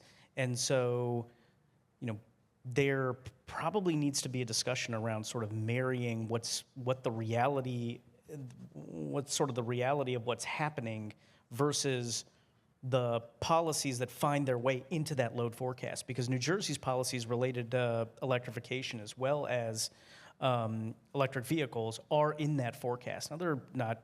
They're the sort of proportion of those policies against, for instance, Facebook's 1,000 data centers they're trying to advance in the region is, I'm gonna guess, is likely de minimis, but nonetheless, they're there, right? Those policies are in that load forecast. So just something to think about, kind of the true up between what's actually happening and the policy efforts that find their way into what we do on a day-to-day basis. The only other thing I wanted to add is, because we haven't mentioned it, is I think demand response is going to be important for us. Yeah. We effectively utilize it as supply. Now, it's deployed, generally speaking, when it's deployed in, effectively during periods where we can't get actual watts to generate. And I would think if we can really expand our grid-scale battery storage, it can really support. Yeah, absolutely. Support that strategy. Absolutely. And so it's one of these, we need to throw the kitchen sink at this, right? All the watts, and demand response could actually end up playing an important role for us in maintaining grid reliability going forward.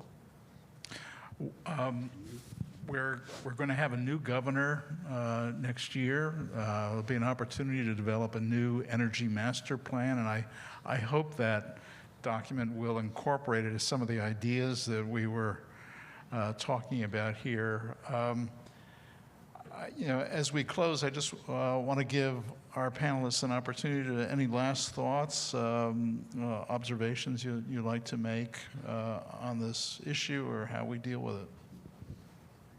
Well, you mentioned earlier there would be some counsel that Mike would be invited to, and he would be sitting there, advising. I would say that, this whole thing is not, somebody said it earlier, it's not for the faint of heart, right? So this is something where we need a plan, we need to implement that plan, right? And we need a lot of people working on it, right? It's not, here's the goals, I'll see you, next year.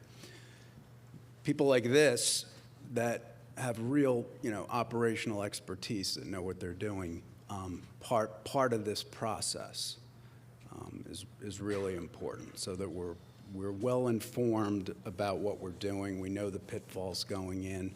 There's been a real hard discussion that's happened. I think we're going to get better results that way. So I kind of will start with process, and then I think we also have to think about just our first principles going into something like this. It's, all of the above. It's about emissions reductions.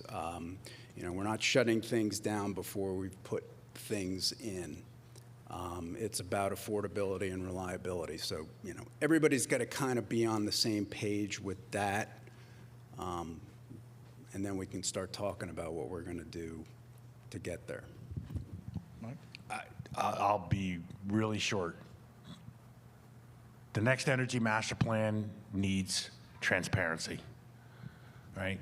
Businesses need to understand what the policy implications are, and consumers have a right to understand them as well. Because what I think is critical is that there is a transparent process, which I believe there has been, but the outcome has to be communicated in a way with full transparency and a unbiased economic assessment. Any final thoughts? No, I would just say we're here as a resource. My team, we have never said no to a policymaker that wanted to talk to us about these issues. We have never said no. We have been told go away, but we have never said no. And so to the extent that any policymaker wants to have a conversation about this, we are here to be a resource. So thank you. That's great. I don't know about you, I've found this an incredibly stimulating conversation. Let's thank our panelists.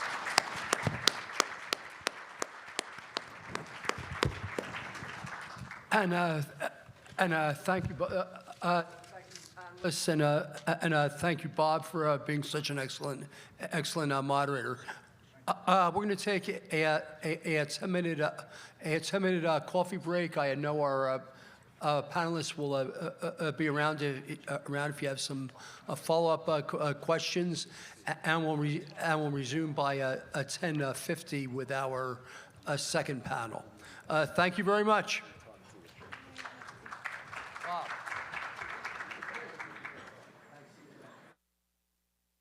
Jersey government and politics going back to the, I hate to say it, the second term of Brendan Byrne. I've never seen a governor's race in which energy issues have been so much in the forefront. We have heard today from PJM just what the gap is that we're facing between supply and demand. We saw that in the slides that Tim Sullivan shared this morning. We have a great panel today. We're going to talk about that gap and what is out there to fill that gap. We have a great panel, and we're going to start with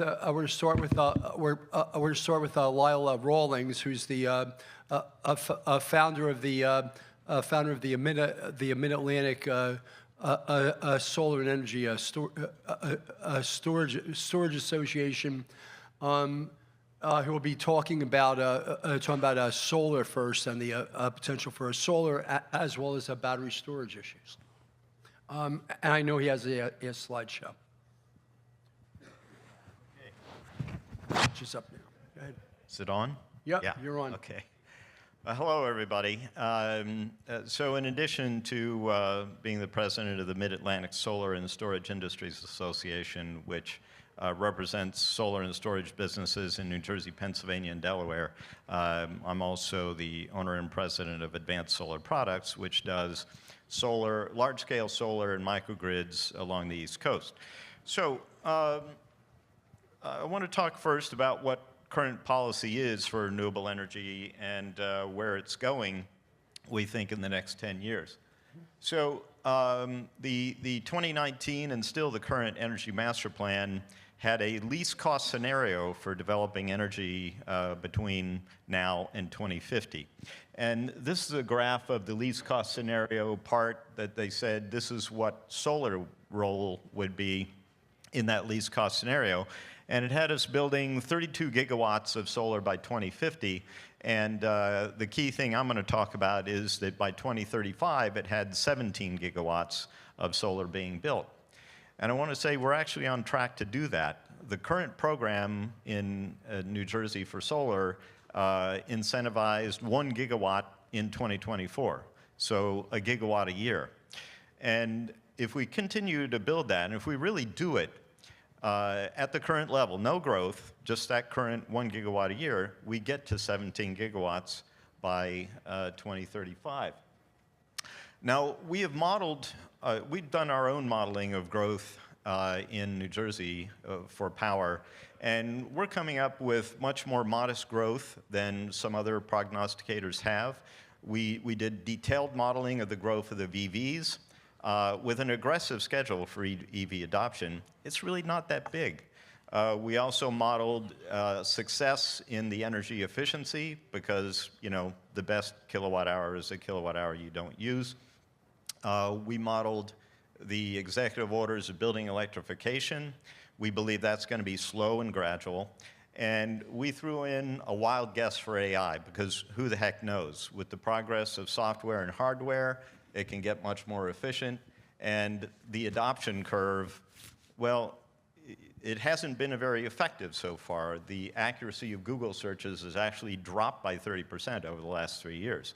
And I'm with a group of 85 of the leading solar companies around the nation. Some have done a deep dive into adopting AI in their businesses, and it hasn't gone well.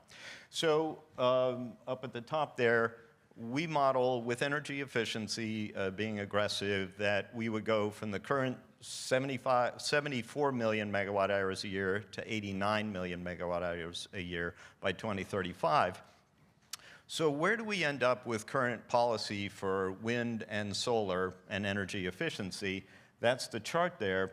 And what it's saying, if you go down to the next to bottom line, is that with current policy, if successful, we get to 96% in-state solar, wind, and nuclear to cover the entire New Jersey load.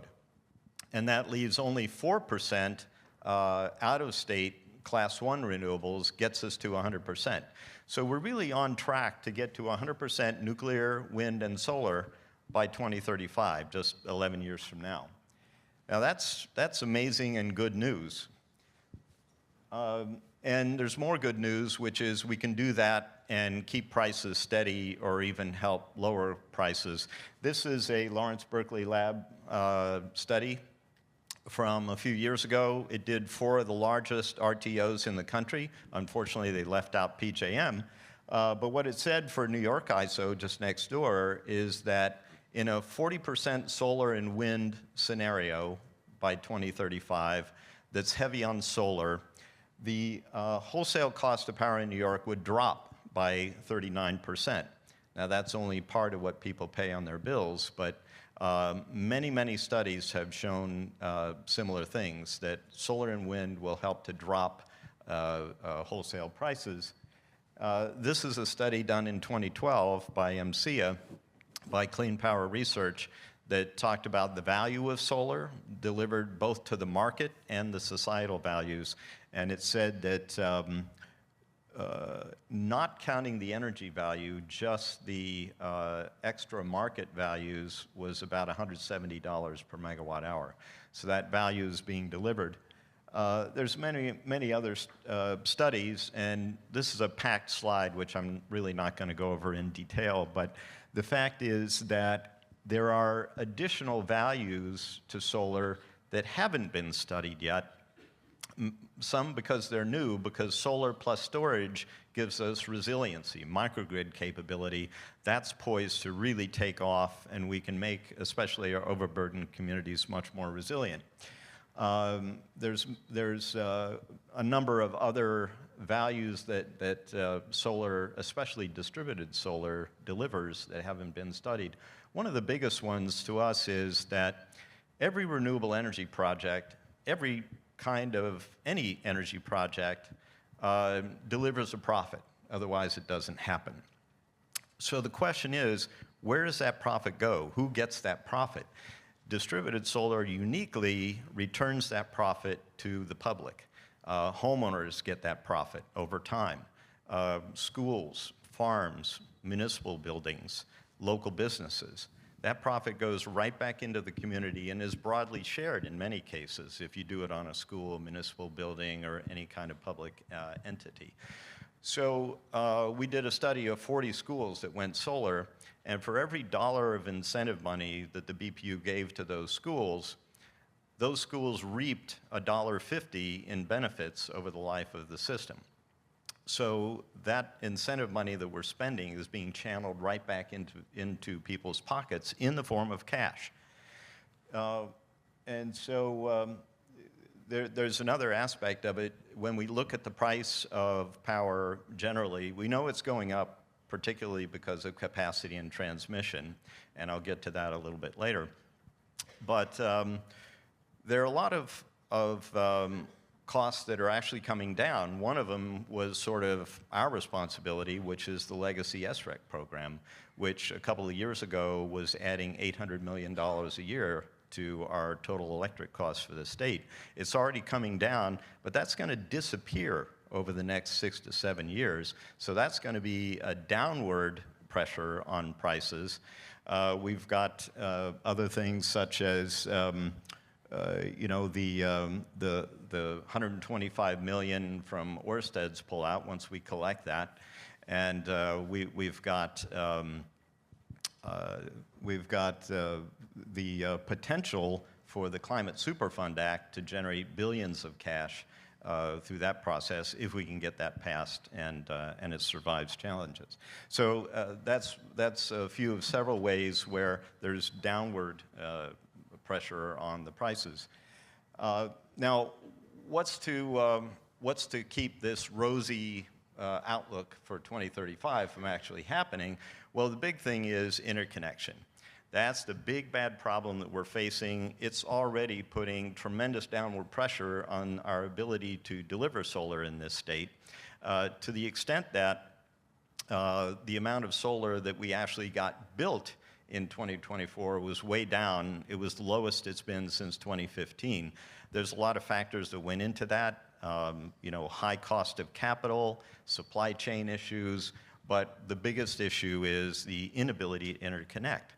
So this map was a screenshot from last night for the western portion of JCP&L. You can't look at the whole territory on the map online, but so this is as big as I could get it. But all that red, that means that all those points on the circuits are severely restricted to less than 100 kilowatts. So only very, very small systems can be done in most of that. And you can see little patches of yellow, which is somewhat restricted, and very little green. Now, this map 3 years ago was all green. So it's very suddenly turned that corner where we cannot connect solar the way we want to. Now, here's a few more snapshots. This is the eastern portion of JCP&L, where it's a little more rural, spread out, but the same thing. It's all red, all severely restricted. Here's PSE&G. It's a little better, but we see that red spreading all over PSE&G territory as well. And it's very frustrating for solar developers is that even the parts that are green, more than half the time when we actually submit for an interconnection, it turns out it wasn't green, and we get denied. So this is really holding back the development of solar. Now here's Atlantic City Electric, which is the worst. You see there a whole lot of black. Black means you can't do any solar at all. Even a tiny residential system is not allowed. So we've got to fix that. There's a whole lot of initiatives going on to try to fix the problems and incentivize solar more. There's a bunch of those. I won't go into all of them, but the BPU has several different initiatives, new programs, and proceedings going on. Now, addressing the issue that I just talked about, it has the grid modernization proceeding. And we complain about the BPU all the time. But this is a case where what they're doing is very innovative, it's very aggressive, it's one of the best interconnection reform programs in the country, and it's proceeding a little more slowly than we would like, but it's really getting there. And the point is that a lot of this trouble interconnecting is artificial. It's according to standards for interconnection that we put in place way back starting in the year 2000. When you know, a 1 megawatt system was incredibly large, and you know, now we're way beyond that, but they haven't really progressed.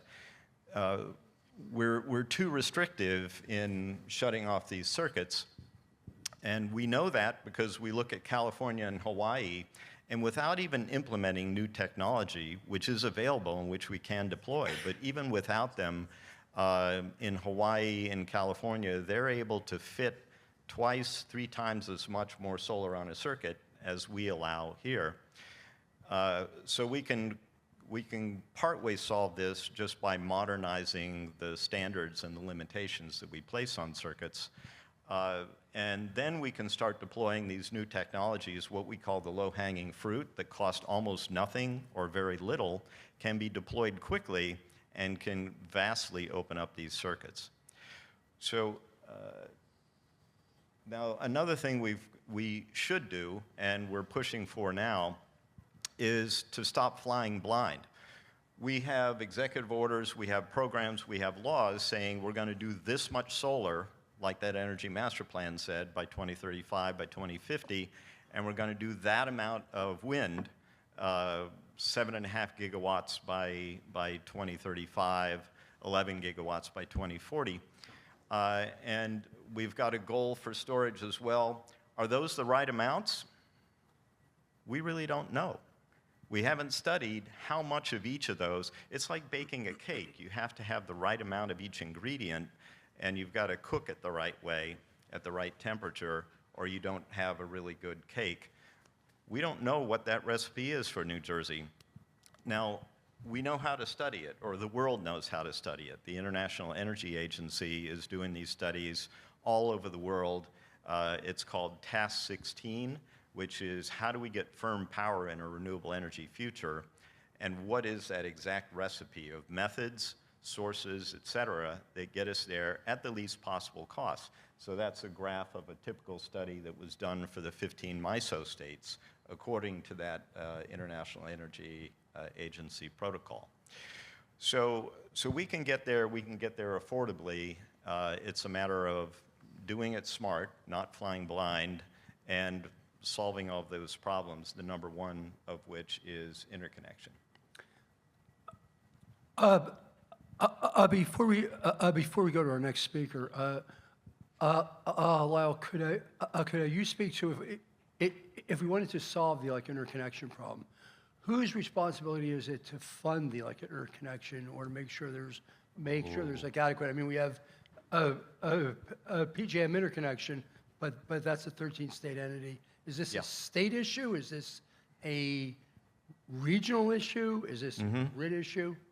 It is a state issue. It can be solved by state policy, but it does need the cooperation of the major stakeholders, and that is government, the utility industry, and the solar industry and the storage industry that need to deliver. And that's ongoing. The grid modernization proceeding is collaborative. There's a working group, the IDDER working group. We have 2 of our solar industry people sitting on that. So it's the utilities, BPU, some consultants in industry are part of that process. And it's a matter of getting the policies right and deploying the right technologies, and the technologies are here. And maybe we'll talk about it later, but we need to do the smart things, which are really cheap, which is just the regulations themselves and the limitations that are realistic and not too conservative. And we need some technologies. Examples would be something called volt-var control, which every solar inverter out there, we've got 5 gigawatts in the ground of solar inverters, and every single one of them has the capability to deliver reactive power, which has an extremely powerful effect on voltage control. And it's built in, it's free, it's right there ready to go, and we're not using it. So use these low-cost resources and build massive amounts of batteries. And one of the potentially really good news pieces on batteries is that EV growth is going to come with it a massive amount of battery storage that's plugged in, sitting there idle 95% of the time. It's far beyond the size of all the stationary batteries we're going to build. So all of those things will do it, and the states can do it. Right. Thank you. I would like to move on to. I'd like to move on to offshore wind. We're grateful to have Sam Slusha joining us from the Oceanic Network to give us a national perspective on where we are on offshore wind, and then we'll hear from Paulina Banasiak O'Connor on the state perspective. Sam, you want to start? Hi, everyone. I'm Sam Slusha. I'm with an organization called Oceanic. You may have known us before as a business network for offshore wind, but we got a new name about a year ago. We are a supply chain-focused organization with about 450 members of the offshore wind industry. So that's your fabricators, your shipyards, community colleges, et cetera, all the way up to the developers who are advancing offshore wind. We also have a smaller focus on ocean renewables, but that's such a nascent market that our primary focus is offshore wind here in the United States. Started as a Maryland organization.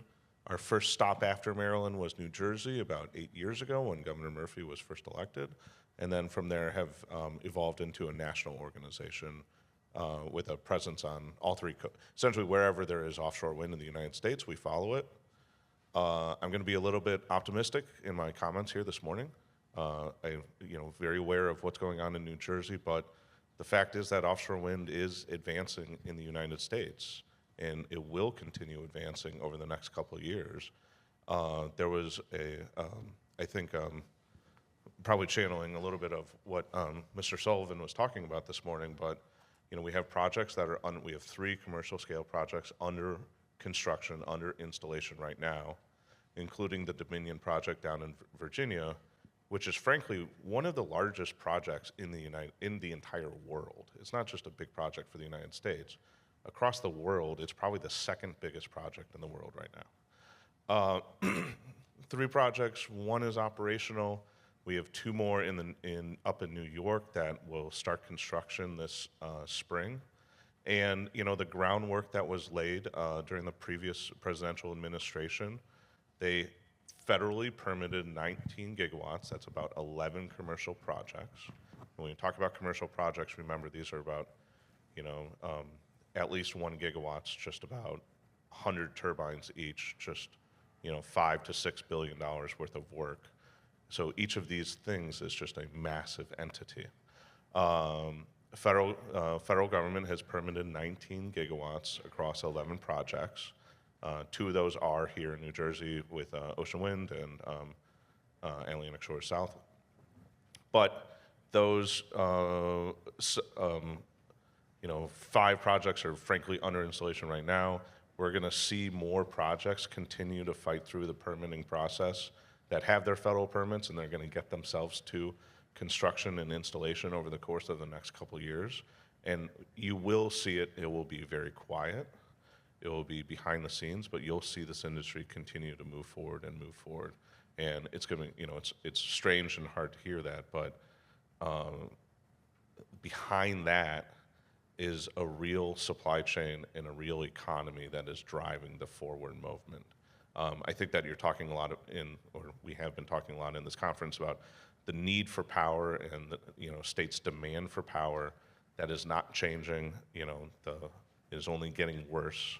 That's one factor that will always have offshore wind in the forefront, especially along coastal communities where it's so useful and so prevalent, and can be an economic driver. I think what you don't always see is the amount that our U.S. economy has started moving into offshore wind already, and that creates a lot of pressure to keep this industry moving. We have tracked at the Oceanic Network about $25 billion worth of investment in the supply chain. That's factories, that's new ships, that's ports, that's transmission systems, et cetera. We have tracked about 2,000 supplier contracts. About 90% are going to U.S. firms. So these are companies that have started to make the transition to offshore wind and have invested, a lot of them, hundreds of millions of dollars in the transition itself. They want to see this industry continue forward. Oceanic Network has started bringing some of these suppliers to Congress, to Capitol Hill, to meet with their congresspeople. And I just got back yesterday. We had a Houston, Texas delegation, and it's big oil and gas companies that have made this transition to offshore wind, and they are pushing forward.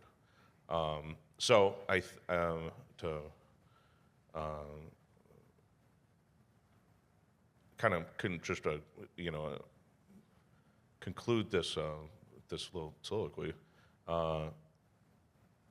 You're going to see a louder and louder and louder pressure to get this industry on the national level moving back into a predictable manner and moving forward. You're going to see pressure from the states to continue, they have goals. You're going to see pressure from large-scale consumer buyers, so your data centers and your tech companies, especially down in Virginia, where they're installing a new data center like every other day and really pushing PJM and Dominion to its limits. And you're going to see pressure from American suppliers that have decided that offshore wind is the future of their business, or at least a large chunk of their portfolio. The fine point is, offshore wind is going to happen, and some of those companies are here in New Jersey that are doing business. A lot of New Jersey construction companies are helping build South Brooklyn Marine Terminal right now. A lot of Northern Jersey companies are involved in survey work or technology work. They're still working, and it's a message of hold fast to the faith that this is going to be a huge industry, and it's going to benefit New Jersey, and we're going to continue pushing forward, not only here in the state, but using many of you in this room to advance the industry on a national level. Thank you. Paulina? Sure, and I'll just echo what Sam said. 2 points. I think the sort of national impact, I think one of the best proof points of what Sam just talked about is Louisiana. It has seen a tremendous amount of investment and in turn has seen broad bipartisan support, both in Congress and on the local level, for offshore wind. So it's tremendous, and the transformation that's going on there is really a test case of what could be possible for New Jersey. And back to sort of Oceanic Network and the wonderful work that they do here in New Jersey in collaboration with Jen Becker and her team at EDA. 1,000 business from New Jersey and the broader area have raised their hand to do business with offshore wind. And over 1,000 businesses are on the offshore wind registry looking to participate in the supply chain and, take advantage of this opportunity. And so, I don't really, it's been a tough year. But I think I remain positive and optimistic. We have 3 projects under contract, and look, no doubt about it, there are challenges, market volatility, supply chain constraints, obviously the attack from Washington, D.C. are all not helpful, but I think it's important to stress what's on the line, particularly here with the need that we have. The 3 projects could power over 2.3 million New Jersey homes. It's 5.2 gigawatts of power. It's roughly 15,000, high-quality New Jersey jobs. That is all very important, and I think an opportunity to capture. I think we're going to have to see what happens. In many ways, the rubber hasn't met the road yet. We don't know who the next BOEM director is. That's the Bureau of Ocean Energy Management. We don't know who they are, how they'll actually enact the president's executive order, so we're tracking that closely.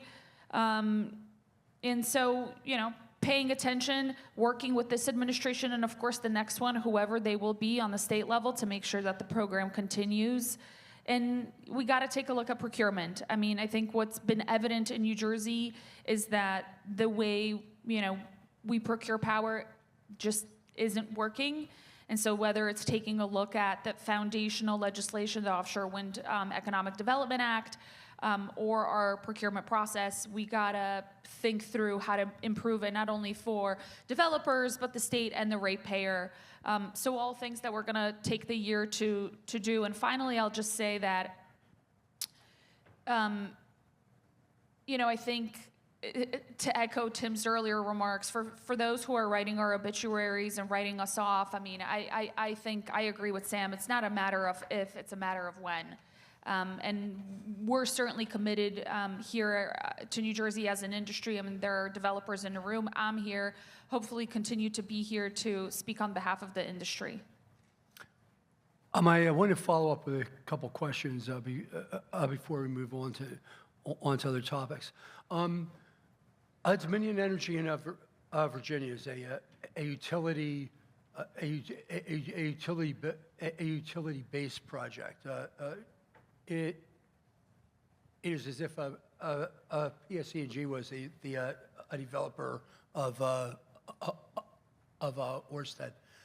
What has Dominion done right to be able to move forward? I understand the permitting down there is county-based, so they just had to deal with Virginia Beach County for a lot of permits. But what has made them successful? And they're basically under construction, right? They are moving forward. They're way under construction. Way under construction. I think they've installed 80 monopiles out of 160, so they're halfway through that, and they've been erecting turbines too. It's at the end of the day, it's a different system. It's a regulated energy market versus an unregulated energy market. What they are able to do is have a commitment as a vertically integrated utility. They have a commitment that any dollar spent will be recouped. So that gave them a lot of confidence to be able to sign contracts early, before while they were still in the middle of permitting, and that allowed them to completely miss the inflation and supply chain cost drivers that everyone else in the industry had to deal with, because they had to wait until they made their major purchases, because they're still seeing when they were going to get a permit out of the federal government. So, it's a little bit of luck. They bought everything right before inflation really started spiking. They did that because they had the assurances that they would be able to recoup whatever they spent right away, no matter what. So those two factors are frankly, what has allowed it to move forward. Paulina was just talking about, procurement. Every single state outside of Virginia, frankly, every single state that is an offshore wind state is trying to figure out what to do about procurement. Like even the states that are actively moving forward with projects, they know that they need to revisit it, and they know that they need to rejigger it. And it's not a phenomenon that's just here. It's happening everywhere. These are huge, like I said, huge $5 billion projects. They are exposed to changes in inflation rate. Or changes in interest rates. They're exposed to tariffs. They're exposed to raw material costs going up and down. And the system that we have right now, we need to figure out how to keep getting more flexibility into it on both sides, so that they can make purchases on time, understanding that they're going to be able to deliver, and not expose either themselves or the ratepayers to unnecessary fluctuations in prices. So it's not it's hard to take lessons from Dominion because they're a little bit of a unicorn at the end of the day. It's more, continue taking lessons from, and I know New Jersey is in constant communication with every other state, but it's continuing to take lessons from each other about, how to deal with, the large systemic risk that is inherent in offshore wind.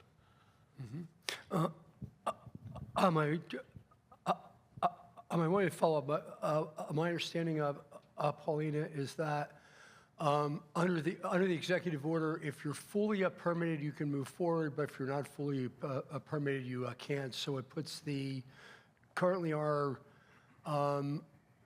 attentive and our energy projects are on the other side of the line, that they're not fully permitted, whereas Atlantic Shores and the Ørsted projects were. Is that a correct assessment? So first and foremost, I represent the industry, so speak on behalf of developers and regional renewable energy organizations, not one specific project, so I would probably steer those questions specifically to Attentive and Invenergy. Okay. I think we have to see what happens. Okay.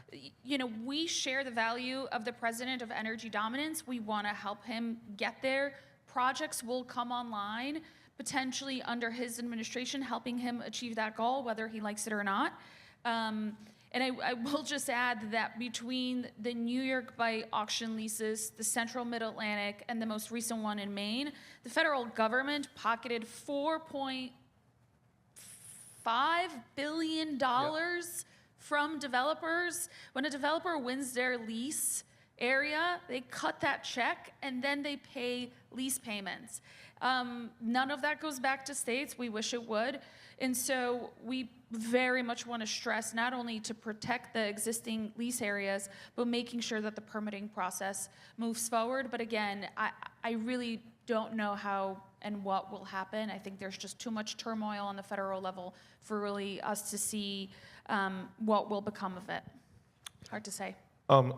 Real quick, broadly what the executive memorandum does is it essentially says, we will not issue any new permit approvals until we conduct some study, and they don't have any time limits on the study or anything. So we don't quite know when it's going to happen, what it's going to look like, et cetera. But again, there's a groundswell of pressure, and it's only going to get worse and worse and worse every single day as energy needs go up, ratepayer costs go up, and suppliers are looking down at, all of a sudden they don't have business in 26 or 27 or 28. So there's significant bipartisan support, especially in Congress, where there's Republican lawmakers down in Louisiana, on Long Island, in Virginia, where they have a lot of economic activity at risk too, and they want to see a return to the business normalcy and a return to permitting regularity out of the federal government, and they're going to be pushing too. It's not just industry or advocates. It's frankly going to be the president's own team that wants to see some sort of return to normalcy too. Just one more before we go on. I apologize, Sam. The executive order also extended to a land-based wind, and land-based wind is one of the most cost-effective forms of energy, and was one of the really quiet major success stories the last 15 years, running from North Dakota to Texas, throughout right down the Plains states. Is there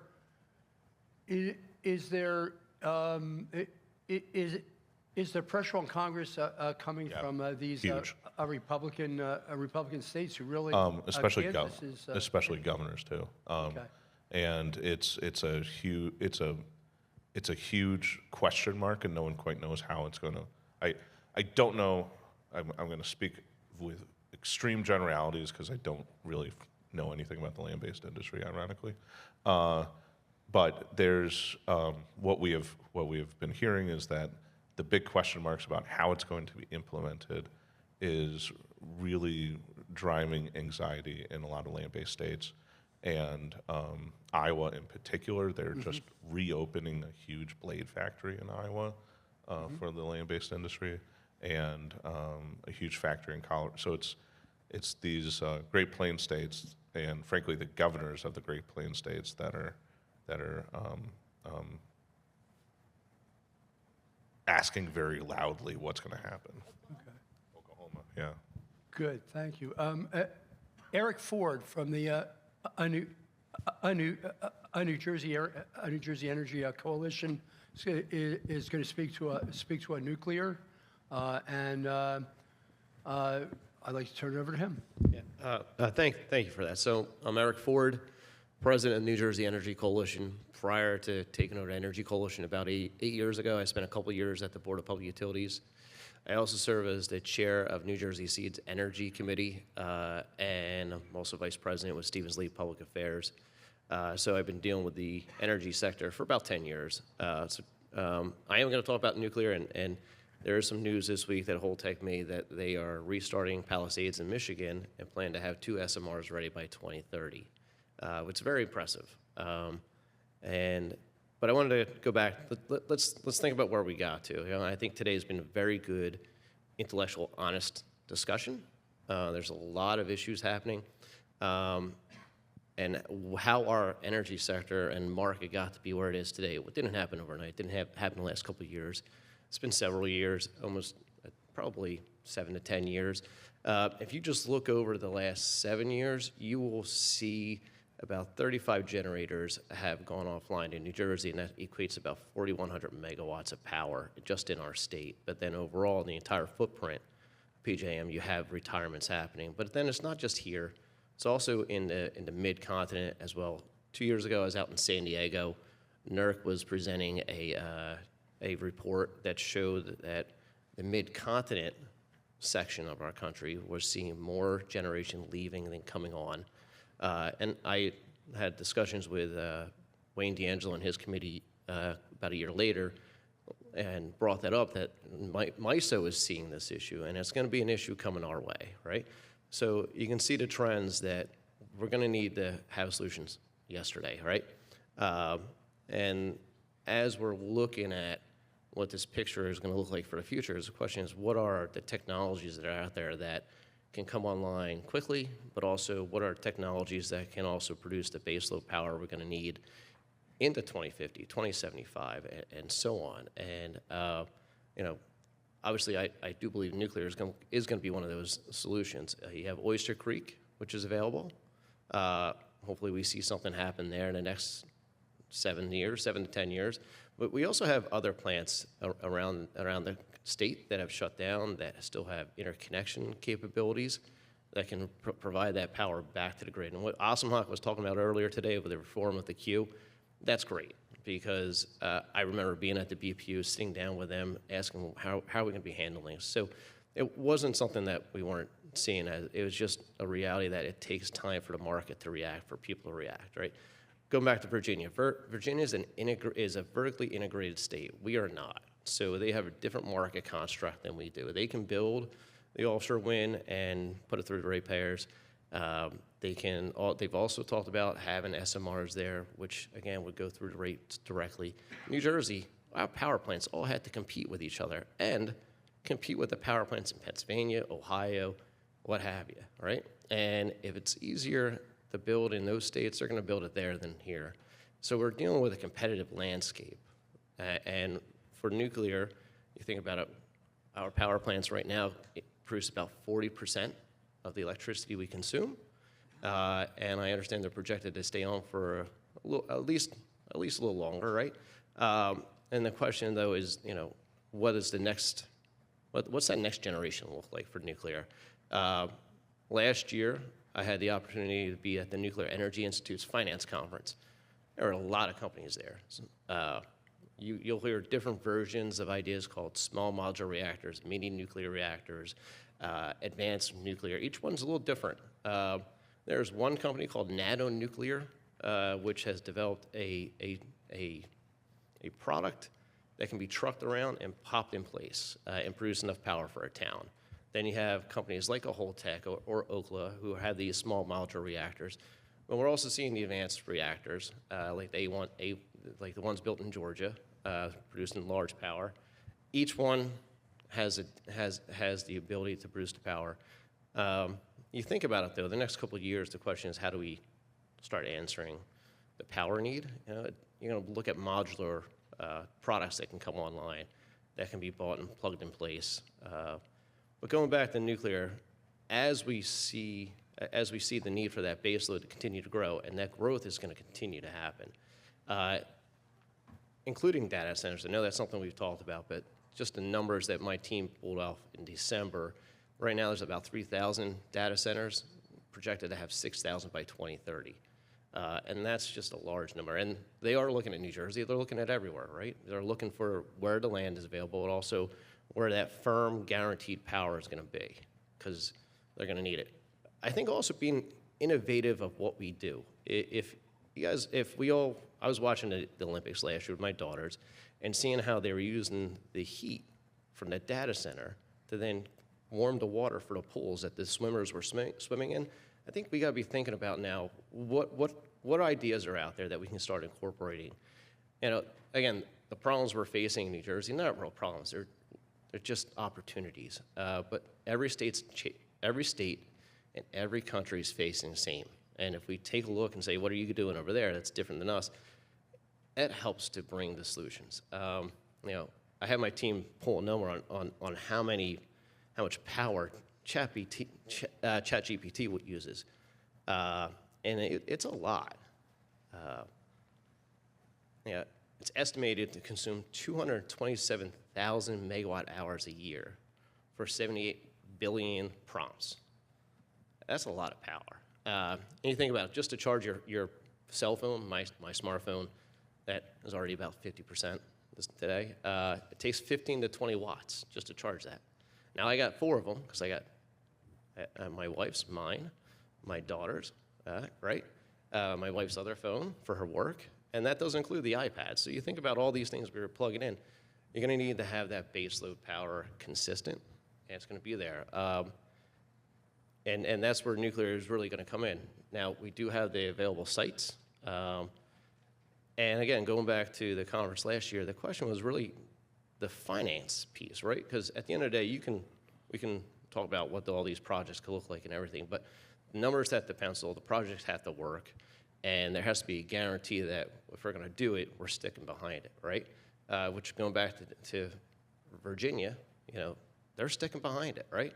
Which also goes back to what happened in Georgia with the power plant there. Those regulators, those legislators, they all stuck behind it through and through, even though not everybody agreed with it. Sometimes it's one of those things, you just got to be willing to put your head down and keep going forward. But with all the assets we have available in our state, there's a lot of opportunity. Looking at the advanced nuclear, the technology is getting better. Maybe one day we can reuse our fuel in our country, because right now we don't, right? France does, and they're being very effective with it. And it's a good thing they did and kept their nuke plants on, because Germany needed to import a lot of power, right? And again, going back to another thing, think about the amount of power we've given up in the last couple of years. It's 4,100 megawatts. earlier today, Awesome Hawk brought up that we import about 4,300. So, you know, there's an opportunity there. And those connections are still available in our state. It's just utilizing them. So it's thinking about what could go there, what products could be put in, and, you know, what those opportunities are looking like there. I'll stop there, because I know we got other people to talk, but. Yeah, let me just ask a couple quick follow-ups. What did it take to get the Georgia project done? How long was that in the pipeline, and why was that able to move forward? It's the first major reactor. So that's a great question. So I was actually down in D.C. this week with Bob Gordon and my friend right here to my right. I had a conversation with the current chairman of the Nuclear Regulatory Commission on these topics. First off, it took about 15 years, 12 to 15 years. The permitting process was not the easiest.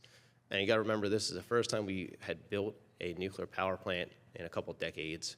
And every time there was a change on the plan, NRC had to vote on it. So you had to go through the regulatory process, right? And this is the first one. So the first one's always the hardest, which if you think about what's happened in Virginia with the offshore wind, it's great, because now we can start seeing what we need to be doing right, wrong, what we should be thinking about as we move forward, as well as with the New York projects, right? And then that way, projects will get faster and easier to be built. But the biggest issue was that every time there was a change, you had to go back through the regulatory process for that approval. And anybody that's worked in a regulatory government like I did, it's not the easiest thing to get through, right?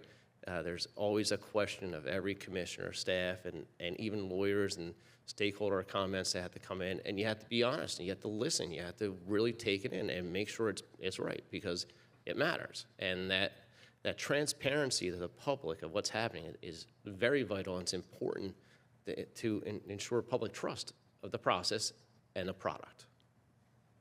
Okay. There's been a discussion again about a PSE&G potentially putting a fourth reactor in Salem, and there's been discussion, obviously, of a mini reactor in using the existing interconnections at Oyster Creek. How far out are we? If people decided, if the next governor decided, I want to do this, I want to get serious about this, I want to spur our nuclear in the way that Governor Murphy had committed to offshore wind early on. What's the length of time we're looking at here? Yeah, so to build one, you got to think, what size are we going to build, right? And I know Ralph LaRosa has made overtures that he'd like to see data centers come in and everything, and figure out something with them on that. And I think data centers could be helpful to spur the growth in the building of nuclear power in the state. But my understanding of small modular reactor, from what Holtec has said, is if they're going to start the process now, 2030, they should be able to have it online. That's about 5-6 years. But these things are small, and it's not a new concept, right? We have nuclear subs all over the world that use small modular reactors already, right? It's really just this civil, our part of the world, the non-military world, utilizing this and putting it in place and making sure that it fits into our regulatory construct. It's going to be the permitting piece that really is the key. Oyster Creek, it's available, it's there, but the interconnection, I understand, is not owned by them; it's owned by somebody else. So you can build it, you still have to connect to it, right? And that is one of the other things Awesome Hawk was bringing up from PJM earlier today, was being able to utilize those current connections that are out there, like he was saying, and adding to that. That's one of those things that I think will actually help the process, right? I know down in Salem they have the opportunity to build more, right? But it's also, again, our market construct is not the same as other states like Georgia. It's a different construct, right? They're vertically integrated. We are a market-driven state, just like Pennsylvania is, and those plants have to compete in the market. And they have to be able to show, at the end of the day, their pricing is at the same level as everybody else who's competing, and that is the difference. Now, if you want to do something at Oyster Creek, they got to get some sort of power purchase agreement, just like if you have a solar project, they got to get a PPA or something like that in line. And maybe the better question is, though, should we be valuing nuclear and those baseload entities in a different tranche when it comes to procuring energy, separate from solar and wind, right? Because if they're providing that 40, 50% that baseload, 24/7, the question is do they deserve a different type of Reimbursement, right? reimbursement or a quantifying way, right? And again, this isn't a new issue. It's been an issue in figuring out who fits where, right? But additionally, if you think about it, those plants that have disappeared, we're going to need to make them up quickly, as well as building nuclear, but also the other products like wind and solar, battery storage, all that adds into it. So, Great, thank you. We've spent a lot of time today talking about all of the above. Richard Henning, as the president of the New Jersey Utilities Association, truly is the all of the above guy for us today. Richard? First of all, thank you, Mark, for having us all here. This morning was a great revelation into looking at, really how New Jersey's power sector works, and sort of gave you a vision for everything that's behind. And you can certainly see it's very complicated. For those of you in this room, you only get one bill, though. And that bill comes from your electric utility, your gas utility, your water utility. On your electric bill, even though part of it is what the utilities pay for power from PJM, that's a pass-through. Utilities do not earn on that at all, right? What they do earn on are the investments they make to make sure that the power that gets generated for them is actually presented and utilized, and they earn on the investments they make in that system, distribution system, to be able to bring that power to your home each and every day, 24/7. It was interesting because you had Larry Barth up here. Larry works for what it would be called the non-regulated entity for New Jersey Resources, which is a gas company. And I'm going to give you just a little bit of background. I worked 34 years for a water utility, Suez, United. We had a lot of different names, mostly up in the northern area of the state, Toms River as well. And while I was there, at the beginning of my career there, it was interesting because there really hadn't been innovation, Mark, for 100 years. Everyone was using rapid sand filtration, right? Maybe a little bit of variation on it, but that's the way they treated water. But then water started getting a little bit more difficult. We were finding more and more things in it. And to be able to make sure that it was safe, meeting all those safety parameters that come about each and every day from the EPA or from our own DEP, we needed to find innovation. And that innovation was something that in our industry was really slow to enact, because utilities sometimes need to make sure that when they bring something in that's innovative, new technology, new software, that it is going to work 100%. Right? No one is going to accept waking up, not having the lights turned on, not being able to get their cup of coffee, right? Not turning up the heat or turning it down, either way. No one accepts that in this state, because we've set a bar that's at 100%. And the utilities deliver that each and every day. And the men and women that work for them deliver that each and every day. But over these last 20 years, the innovation in the water industry has been dynamic, unbelievable. You probably have all read about PFAS. Well, we're looking at all kinds of different technologies to be able to take that out of the water systems. In some systems in New Jersey to serve the northern tier, that may run about $500 million. So those types of investments have to be made. it's interesting to me as I came into the New Jersey Utilities Association, I've been here 2 years, just to see, because the changes that are happening on the power grid, the changes that are happening certainly with gas, are immense. So what you're looking at, Larry Barth 20 years ago wouldn't be in a non-regulated position because New Jersey Resources, or New Jersey Resources probably wouldn't have had that group there, right? But innovation is now a bellwether, if you will, for the utility field. One of the projects that I got to visit the first time, I think it was about 2023, was a very innovative project where they put solar cells from NJR on top of a New Jersey American reservoir in Canoe Brook. Those solar cells actually power about 95% of the power used at the water plant. And I know we're going to get into clean hydrogen, but we'll talk a little bit about it. You know, how in this foster of innovation, you know, has really changed the entire utility landscape. One of the things that Eric and I got to sit next to during the early part of the week, it seems like it's a month ago already, but earlier this week we were sitting at NARUC, and I think one of the speakers had mentioned it earlier. This is the National Association of Regulatory Utility Commissioners. Christine Sadovi was actually there moderating a panel who will be talking to us later. She moderated a panel, if I recall, it was basically on energy, and it was discussing nuclear, because the nuclear was truly the buzzword, if you will, of that conference, right? That was, and really it's like the cat let out of the bag, because I'm going to be I'm very honest here, Mark. 1978, I think it was, or 77, I was at a No Nukes conference backstage with Coretta Scott King and Jackson Brown and a bunch of folks, because I was a reporter at the time, doing a story on it.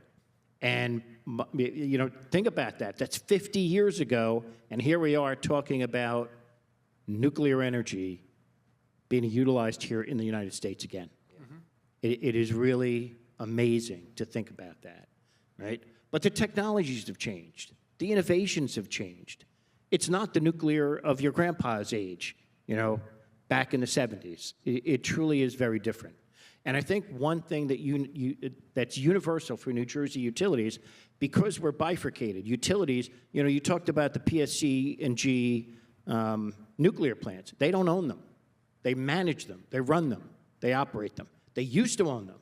But New Jersey Power from utilities is basically, you know, as Eric said, 40% comes from the nuclear plants. But that's bifurcated from the utilities, right? All the power that's brought into the utilities, you know, is like we talked about Virginia. What made Virginia successful? Skin in the game. Dominion Energy brought that project because they're responsible also for power generation. New Jersey utilities are not, right? And that's a decision that was made many years ago, so it's not something that they do.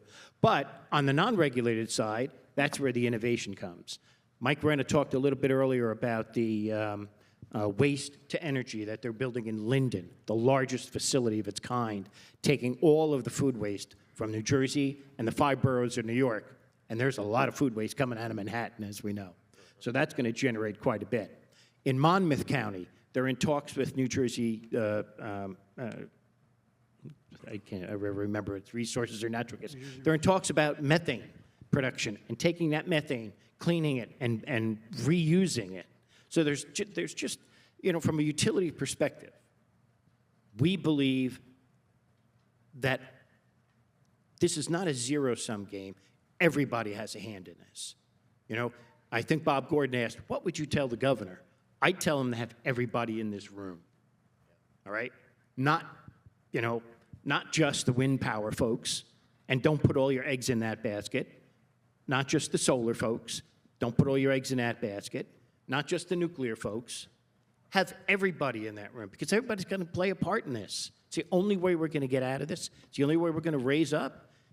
The second part of that is the utilities, through a very innovative program that the Board of Public Utilities came up with, I'm going to guess 4 years ago. We're in the second triennium of it. 3-year programs, energy efficiency, right? You know, we talk about how can you, you know, make your utility bills more affordable? How can you take advantage of some of the things that are out there? Energy efficiency programs. How many folks in this room, and I want a good show of hands, how many folks in this room have gone through an audit of their homes, have replaced windows, have insulated, you know, have really done the things that are going to make your house energy efficient? Anybody? Not surprised. We're not surprised. Yet these programs are free, right? They're run by their utilities, right? It takes a phone call, and somebody will come into your house and kind of give you a report. They're fantastic. But it's how do we keep pushing this? So energy efficiency has a seat at the table as well, because you know what? We're going to make room for AI, and we saw all the projections, scary as they are from PJM. Well, can we cut into that by actually reducing? It used to be, from a water perspective, that we were running out of water in this state until we started learning how to conserve. And now we don't have a water problem anymore. Our water supply projects, we're not building new reservoirs. So if we take these things serious, we have enough people at the table to talk about all the different types of energy that we can utilize moving forward, we build a better plan. And I think from a NJUA standpoint, that's our goal.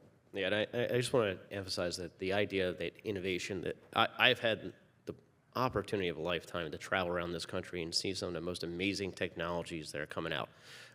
There are fuel cells operating right now in California, making electricity, making hydrogen, and actually using the water that they're making at the same time to wash cars. They're taking that hydrogen, they're fueling the cars coming off the boats. They're also fueling the truck that is then transporting those cars to the dealership.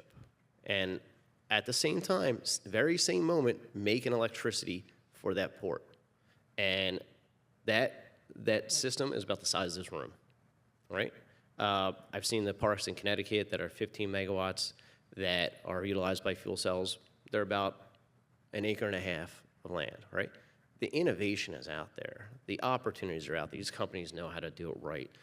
They're willing to work with everybody. They're willing to sit down with the regulators. They're willing to sit down with policymakers, decision makers. I was in D.C. with Mr. Henning, but I was following the governor's speech on Tuesday, and one of the things that caught my eye was when he brought up fuel cells. You know, that is a great opportunity. You can couple fuel cells, electrolyzers with nuclear to make hydrogen. They can run in reverse. There's the Mach 2 hub in this region. That is a great opportunity too. You look at what the Philadelphia Eagles did at their stadium, where they are now making hydrogen at the stadium, right? And there's a whole other organization called the Green Sports Alliance, where you have these sports teams from around the region, the country, looking at all these different opportunities, trying to work together, because they're now just recognizing that, should we be moving into this direction? Well, yes, they should, right? I got a call from the Cleveland Cavaliers last year about what they were looking to do. I said, the first thing you should do an energy audit, then call me back, right? Happy to help you after that. But the innovation is out there. The companies, the wherewithal, the abilities, the intelligence, and the desire to actually want to help is there, right? And it's just unlocking the opportunities and the potential. The technologies are amazing out there. I'm telling you, I've seen these fuel cells, different companies, all that. It'll blow your mind how advanced our technologies. And there's also other things to think about. I had a conversation with a fund out of California in November who's working with Meta, Google, and Alphabet. Okay, Alphabet is Google, right? Amazon and Meta on a $500 billion fund to then put together for a nonprofit to focus on reducing the energy usage of the computer chips inside the data centers by 70%. They're going to do it, right? It's $500 billion. They're going to do it. So the question is, what we're projecting then by 2030, if they do reach that goal and they're able to reduce that consumption in the data center by 70%, it kind of changes the game a little bit, right? So again, innovation is important, talking to utilities, having those conversations, doing this right here. But again, one of the other things I think is important is when you do this next time, have somebody from the financial markets here too. like S&P Global or JP Morgan to talk about how their perspectives are on this. So, but And innovation also has a place, because we have one of our associate members is a company called Connector. Connector makes those connections that go between the meter and the solar installation. They actually went down, and I know you were talking about this earlier, they went down to every one of our utilities to work that out, the electric utilities, to make sure, that this can, and from my understanding, it's still part of the board process, and they're all making comments back and forth. Hopefully that wraps up, before the middle of the year, because it's gone on for quite a while. But again, those are the innovations that are taking place. And one of the parts was the worry that the electric coming out of solar, when you did not have, you were in the nighttime, you talked about that with storage and all, but having power go back into the home or into the business. So there's a lot of innovation that's going on out there. And I think, from a standpoint of, it's actually a standpoint of our marketing program when we talk about getting that next generation of talent, which every industry faces. And for us, it's like we're not your grandfather's utility anymore, right? There are so many different projects that are going on. So if I was going to use that line that Bob Gordon used earlier, I would say, tell the governor, get a big tent. Because there's a lot of stuff. And, Go ahead. well, and the solar industry in New Jersey is bucking the trend for the country, because most of the country, the solar industry regards the utility industry as the enemy. They're at loggerheads. They're fighting tooth and nail. It's like a battle to the death. We're trying to take a different approach here because, and I realized I didn't answer the second part of your question about the interconnection problem. Yeah. It's huge. It's very expensive. And you said, well, who's going to fund it? Yeah. And to us, that question has already been answered for electric vehicle infrastructure. It's already been answered for building electrification. It's already been answered for AI. It's the utilities who need to be responsible for that infrastructure, because for the last 120 years, the utilities have been responsible for providing safe, reliable service. And today, this grid modernization is a part of doing safe, reliable service in accordance with the policy goals of the state. So we haven't answered it, for some reason, for solar or for batteries. And so my answer to that is the utilities should be responsible for making those investments, and as you said, making a rate of return on that. And that's important to us, because we know that this renewable energy future that I put up on that table is only possible with healthy, strong utility companies. So we actually have a 5-point plan for 5 different policy pathways that the solar industry would like to cooperate with the utility industry to bring to bear to make sure that we enable this renewable energy segment of getting to that 2035 future with healthy utility companies, and that's important. So I'm glad I got the answer, able to answer your question. And one other thing I think is important to bring out here, which is storage. We've talked about what a huge role that's going to need to play in this future, and we need to pay more attention to distributed storage, because it's actually far more economic, because distributed storage, which means behind the meter, can be very large. There are huge behind the meter storage projects under development right now. Passaic Valley Sewerage Commission, it's well known, is working on that. And full disclosure, I have a role in that. But the distributed storage behind the meter can take advantage, due to FERC 2222, on all the front of the meter revenue that the front of the meter batteries can, plus the special behind the meter revenues. And the behind the meter revenues can be 70 to 80% of the total. So those behind the meter storage projects can be much more economic. They can be built faster because they don't have to wait in the PJM queue. They can play these dual roles of supporting resiliency for critical facilities like PVSC.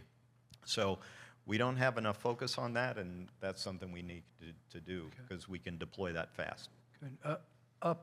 Pauline and Sam, next governor, I'm going to, we have both the next governor question and we have the President Board of Public Utilities coming in about, speaking about 20 minutes from now, right after lunch. What would be your recommendations for what they can do to jumpstart offshore wind over the next 4 to 8 years? So the New Jersey Offshore Wind Alliance had sent a letter to all of the gubernatorial candidates to have a conversation with them and really sort of give our perspective on where the industry is and the potential it has for the future. Unfortunately, it has become a pretty polarized issue and a bipartisan issue, but I still think that the value is there, and I'll just keep repeating, it's a matter of when, not if. I think, we're eager to see the Energy Master Plan be released. I believe that there's still the second offshore wind strategic plan that's going to be released sometime in 2025. And really what we're hoping for is just a partnership with whoever he or she may be, and really for them to listen to the industry and what needs to happen. I think if I could sort of go back in time, probably my organization needed to be established much earlier than it was. I think we needed to do a ton more of public education and community engagement. And so I'm hoping that, perhaps we take this year and really reset, and with the new administration coming in, whoever it may be, really lay a little bit of a better foundation for offshore wind moving forward. And, that's not to say that we haven't done a tremendous amount of work. I'll just brag humbly here. New Jersey Offshore Wind Alliance has a student intern from Rowan University. Chris is over there. He was my student. Very nice. In a grad school. He's been tremendous. I mean, there's a ton of good to highlight, all the work that the Wind Institute has done. I was privileged enough to attend the graduation at Rowan College of South Jersey. Luis is over there. The technician turbine program is tremendous. I mean, we've done so much great work over the last 7 years, and so we would love to highlight that to the next administration and hope that they're willing to continue the work and support it. Great. We're coming up on time here. We've covered a lot of topics. Anything sitting out there that we didn't get to? Or are we, hopefully we were pretty comprehensive. Go ahead, Paulina.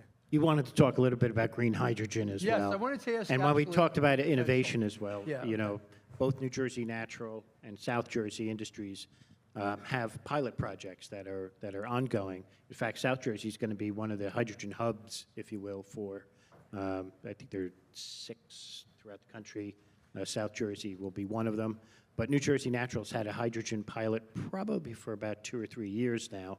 And if you actually had a chance to take a look at that, you'll see, and especially coming from a water background, that's pretty much what the technology was, because obviously stripping out the H2O to make it pure hydrogen is what you're doing, and then certainly releasing the oxygen.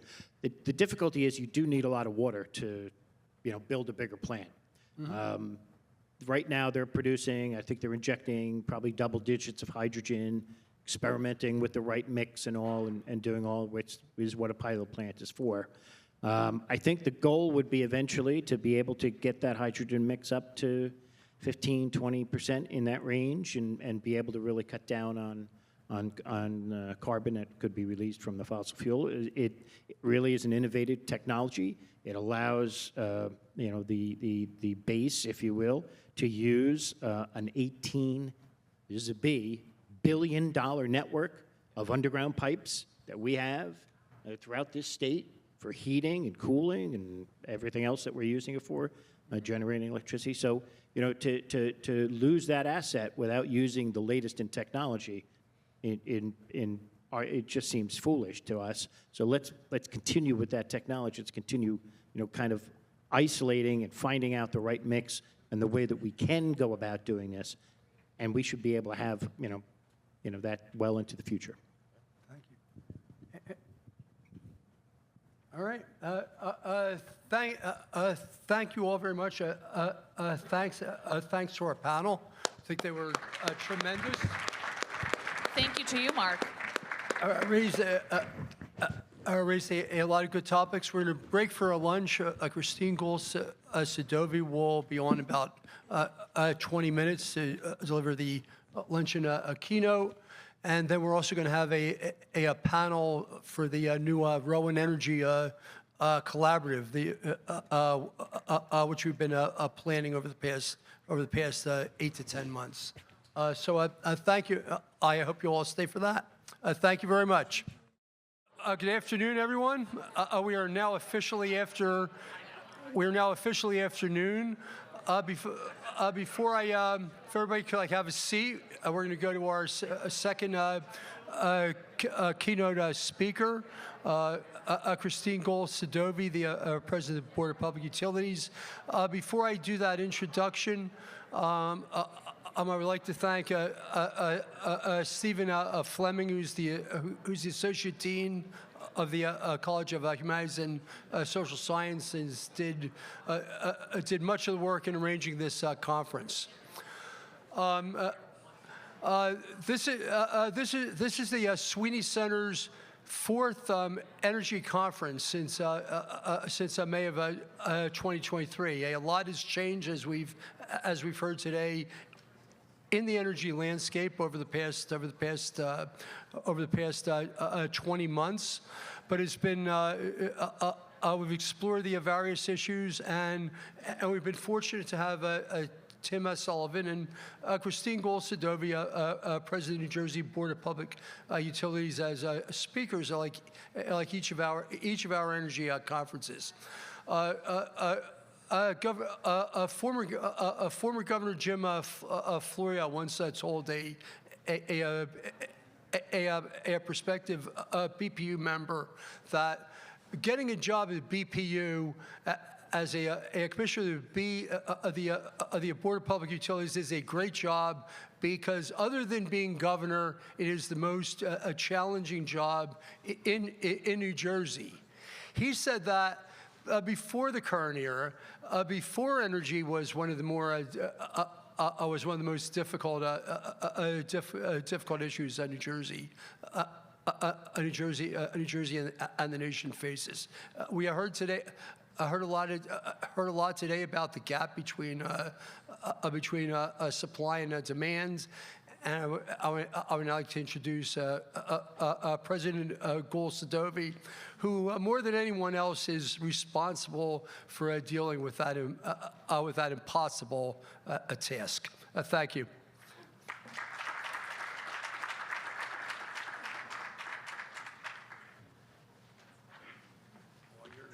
Thank you. All right. Hi, everyone. Good afternoon. I would agree with Governor Florio about that statement about being a BPU commissioner being a very difficult job, particularly right now. But it is an exciting and I think a critically important job. So I'm hopefully meeting the moment. So just want to thank Mark so much and the Sweeney Center. This is always a great event and really interesting and timely, and certainly Energy Now, clean energy and generation in general is top of mind for most people. It's probably one of the timeliest conversations that we can be having, not just in New Jersey, but we know that there are a lot of challenges throughout the country when it comes to energy. And I suspect, I was here for just the end of the last panel, so I did hear a little bit. I suspect that you've heard from multiple people today that the biggest challenge is that we need more generation. And again, it is not just New Jersey. It's something being experienced throughout the PJM footprint and really throughout all of the country and the regional transmission operators in the United States. And I just came back from the National Association of Regulatory Utility Commissioners Conference, which, as I'm sure you can imagine, is really exciting. But it is a topic that everyone is talking about, no matter where you are in the country, no matter what commission you're interested in or you're working for. It is something that everyone is talking about. And so for just a little context, for the vast majority of the last few decades, New Jersey has been an energy importing state. And there are a few reasons for this. Our population density is very high. We have relatively low land availability and high land values, which I know the solar industry can attest to. And it makes it a little bit more challenging to build large-scale generating units. But generally speaking, being part of a regional grid has been critically important to the state of New Jersey to ensure that we can keep the lights on. When bad weather affects our region, knocks out generators, other parts of the PJM grid can step up and generate more, and that happens. In prolonged periods of extreme heat and cold, just like we recently experienced and seem to be continuously experiencing this winter, it's been really important to have PJM. And they've done a great job in making sure that we have the available electricity that we need to keep the lights on and to provide for customers. So for the last few decades, we have had enough energy generation in the region and continue to develop it to meet the projected demand growth and fill reserves and be available when we need it. And the reliability we know still exists. For those of you who have traveled to other parts of the world, power outages are much, much more frequent than they are in the United States. And so we rarely, no matter what utility service territory you're in, we rarely experience significant power outages. And so we have, I think, really great reliability, and it's been a focus of the BPU and will continue to be a focus of the BPU as our mission. However, energy demand is skyrocketing, and I'm sure that you have heard that. I know Asim Haq was here from PJM and has talked about the projections, but I'm going to go a little bit more into that. So according to the PJM forecast, electricity demand within the region is expected to significantly increase with a projected growth of nearly 40%, translating to an additional 10,000 megawatts of demand by 2030 compared to previous forecasts. And I'm not sure if Asim showed the slide, but I was just with Jason Stanek at NARUC, and he showed, I think, a really interesting slide showing how demand projections have drastically changed just in the last few years. And so this is really being driven by a few things. Obviously, data center growth and generative AI, cloud computing and digital currencies throughout the region are contributing to those demand increases. Population growth, onshoring and new manufacturing in this region, electrification throughout the region in New Jersey and other states. And just on data centers in particular, Virginia is part of PJM and has a significant number of data centers. And it is actually the largest data center market in the world with 70% of the world's internet traffic. So we know that we need more electricity in the PJM region. And we're seeing what this means for ratepayers like all of you and like me and like everyone else in New Jersey and the PJM region. The news a couple of weeks ago, which I'm sure almost everyone in this room saw, was that we concluded our BGS, our Basic Generation Service auction in New Jersey, and it resulted in considerable price increases, which will happen in June. The average residential electric bill will go up about 20%.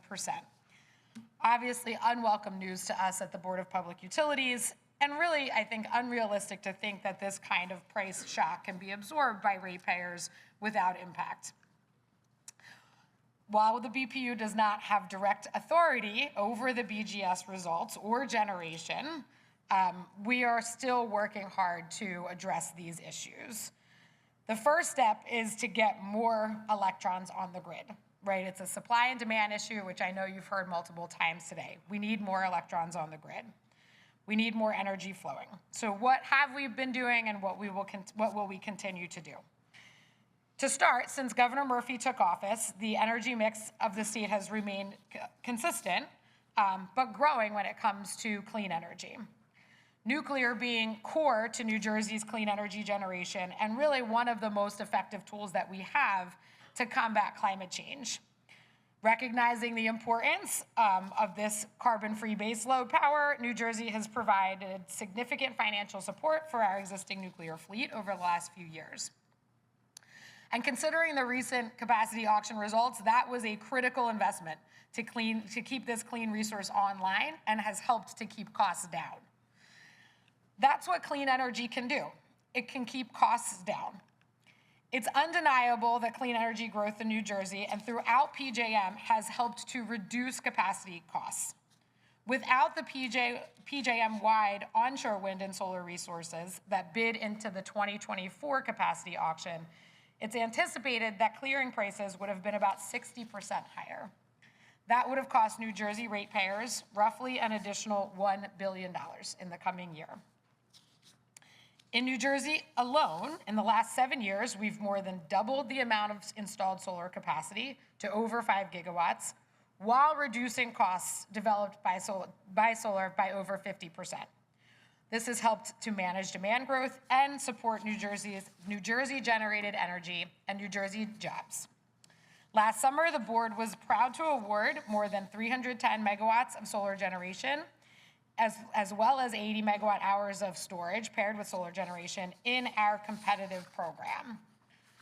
This solicitation underscored that large-scale solar projects can be developed competitively, bringing the cost down for ratepayers, and in no small number. In fact, it was the cheapest solar energy in New Jersey has ever awarded, and we're looking forward to the next solicitation.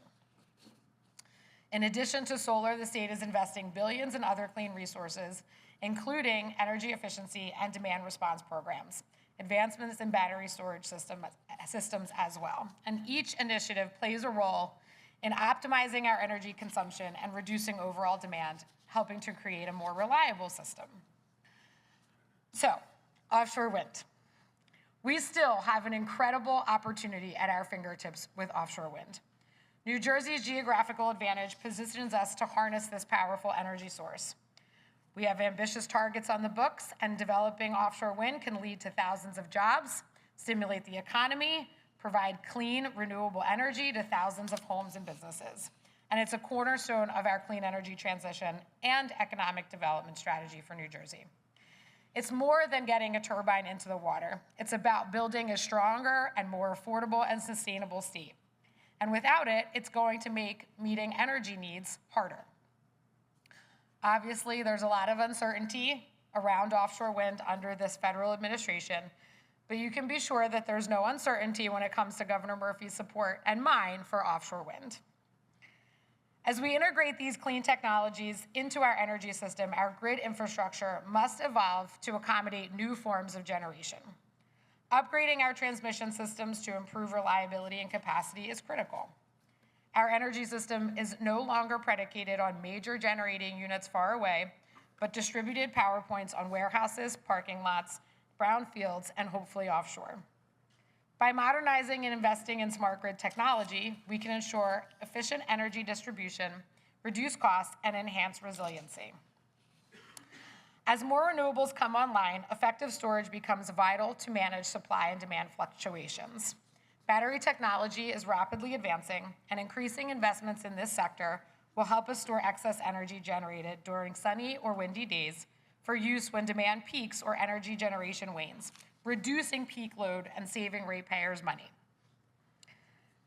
So I know we've talked a little bit about, or some of us have talked a little bit about, and before I get this question, I'll proactively answer it. You're all waiting very patiently for our battery storage incentive program to come out. So we are working, staff is working as quickly as possible.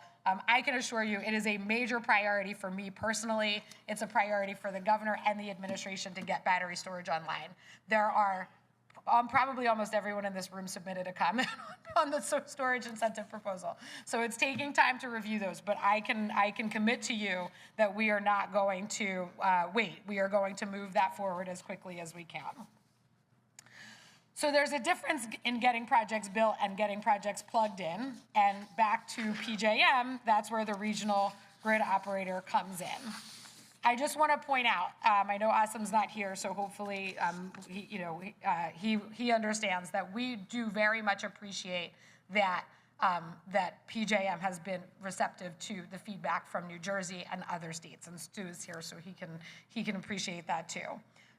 But there are still several hundred projects, predominantly clean energy projects, in the interconnection queue. And in New Jersey, there are 83 projects alone waiting to get plugged in. And we're paying the costs of waiting by not having that additional generation available. We know it's not only PJM. There are also some utilities, you know who you are, that have some work to do when it comes to interconnection applications and approving projects. But at the end of the day, we know that we need more generation. And no matter what kind of generation it is, whether it's renewable, whether it's nuclear, whether it's fossil, it comes with a cost. It also comes with time. We do not have the luxury of either of those. We also don't have the luxury of ignoring climate impacts when making our decisions about new generation. That's why this administration is focused on clean, carbon-neutral energy. Because if we don't, we will continue to pay not just for new generation, not just for supply and demand shortages or supply shortages, but we will also continue to pay for the cost of climate change. I cannot emphasize enough the importance of affordability in all these discussions. We are taking proactive measures and continue to do so to avoid any undue financial burdens, particularly on low-income families. In the next few months, we hope to announce a number of new efforts to do that. And so I want everyone to know that that is our #1 commitment, to ensure that as we review the costs, as we know that they are coming, that we are making sure that particularly our low and moderate income residents are able to afford their energy bills. I'm happy to take any questions, but I want to leave you with that point. We understand the need for new generation. We are supportive of it coming online, and we want to make sure we're doing something about costs. So thank you. Thank you very much. Questions? No questions? I can proactively answer some of the things I've heard. Go ahead. I got some text messages about questions before I got here, so go ahead, Mac. Is this on? No, turn on. Just flip it on. Flip it on? Yeah.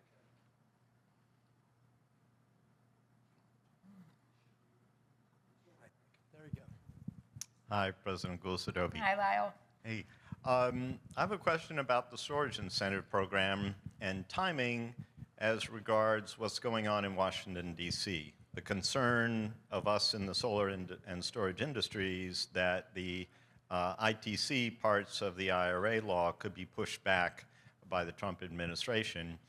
And we have some runway before that happens where projects can safe harbor the current ITC. And so are you thinking about that timeline in terms of the storage incentive program, in terms of getting as many projects as possible to lock in those federal dollars? So without going into detail, because it is pending and the board will be voting on it as soon as is possible, I should say, we are considering the federal implications on all of the incentive programs that we are operating and will be operating. Over here?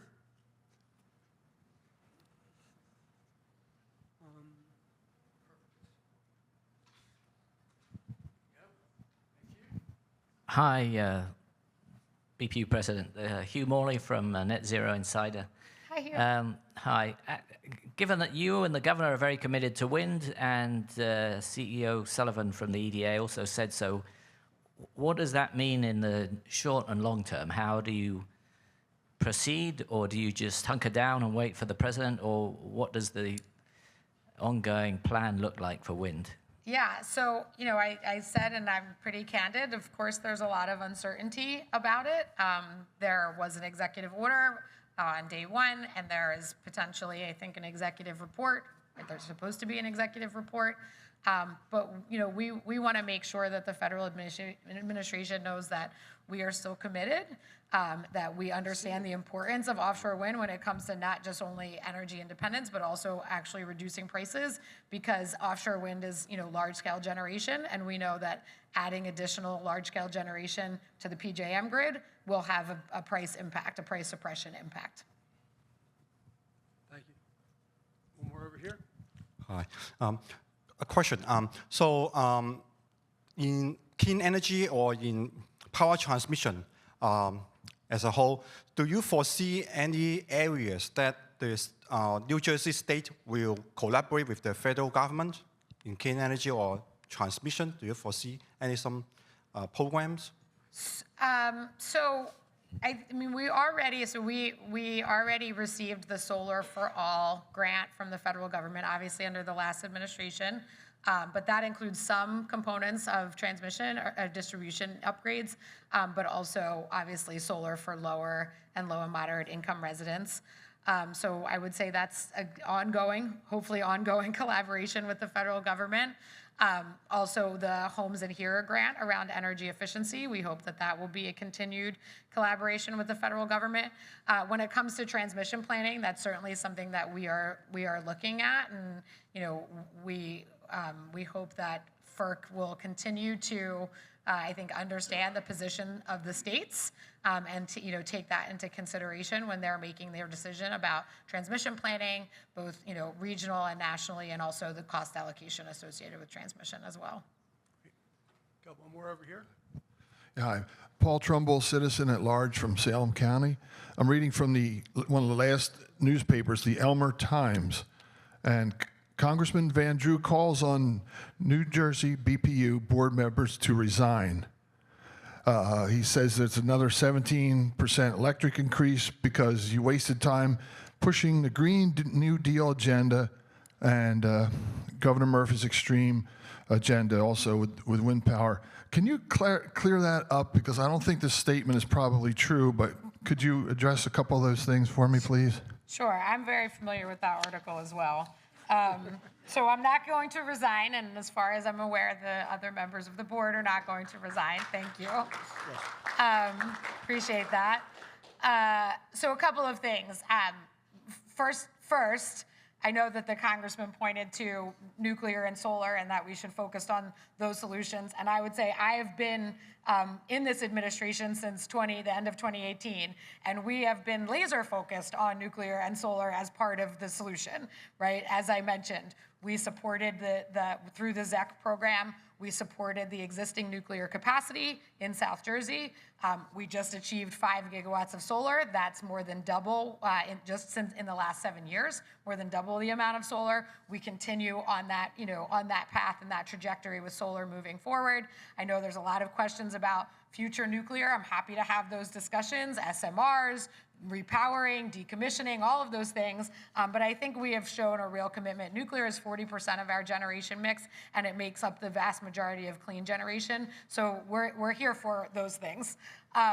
When it comes to offshore wind, again, that offshore wind has the potential to be a significant part of our clean generation mix. And so I would say, we did not feel like it was a waste of time. We still don't feel like it's a waste of time to focus on a brand new economic development opportunity for the state of New Jersey, and also thousands of megawatts of clean generation that can help with the generation needs that we have right now. Got one more here. Thank you. I just want to push on that a little bit more. Given the current dynamics, as you well know, with offshore wind, the financial aspects of it, the schedule aspects of it, the fact that a lot of the investment money most likely will dry up, the leases may be canceled, et cetera. Why aren't you pivoting now to small modular reactors when you have a company in Camden that's building them that could also provide most likely thousands of jobs if these things were built in Camden, and get this energy online as quickly as possible? In an earlier discussion today, someone had mentioned that the SMRs, the SMR 300s that they're building and putting in Michigan will be online in 2030. which seems to me would meet the governor's requirements for clean energy by 2030. And I think there's a lot of folks that don't understand why we keep trying to push this rock up the hill when there is a clean energy solution 15 miles away from here, and no one's paying any attention to it. So I am paying attention to it. I think you're talking about the Palisades reactor in Michigan. I know the company. I guess we don't want to name names, so I won't say it. But I think it's public information. It's definitely public information. So what they're doing at the Palisades nuclear reactor in Michigan is actually repowering the existing reactor, and then they have a plan to build SMRs. I think that's great. I think that's a great plan to do that. But the SMRs that they are talking about building are not in construction. They're not actually approved by the Nuclear Regulatory Commission yet. And so while I think that is definitely part of the solution, I'm not sure about 2030. I don't know. But I do know that they are a technology that has not yet been developed and is not yet being utilized.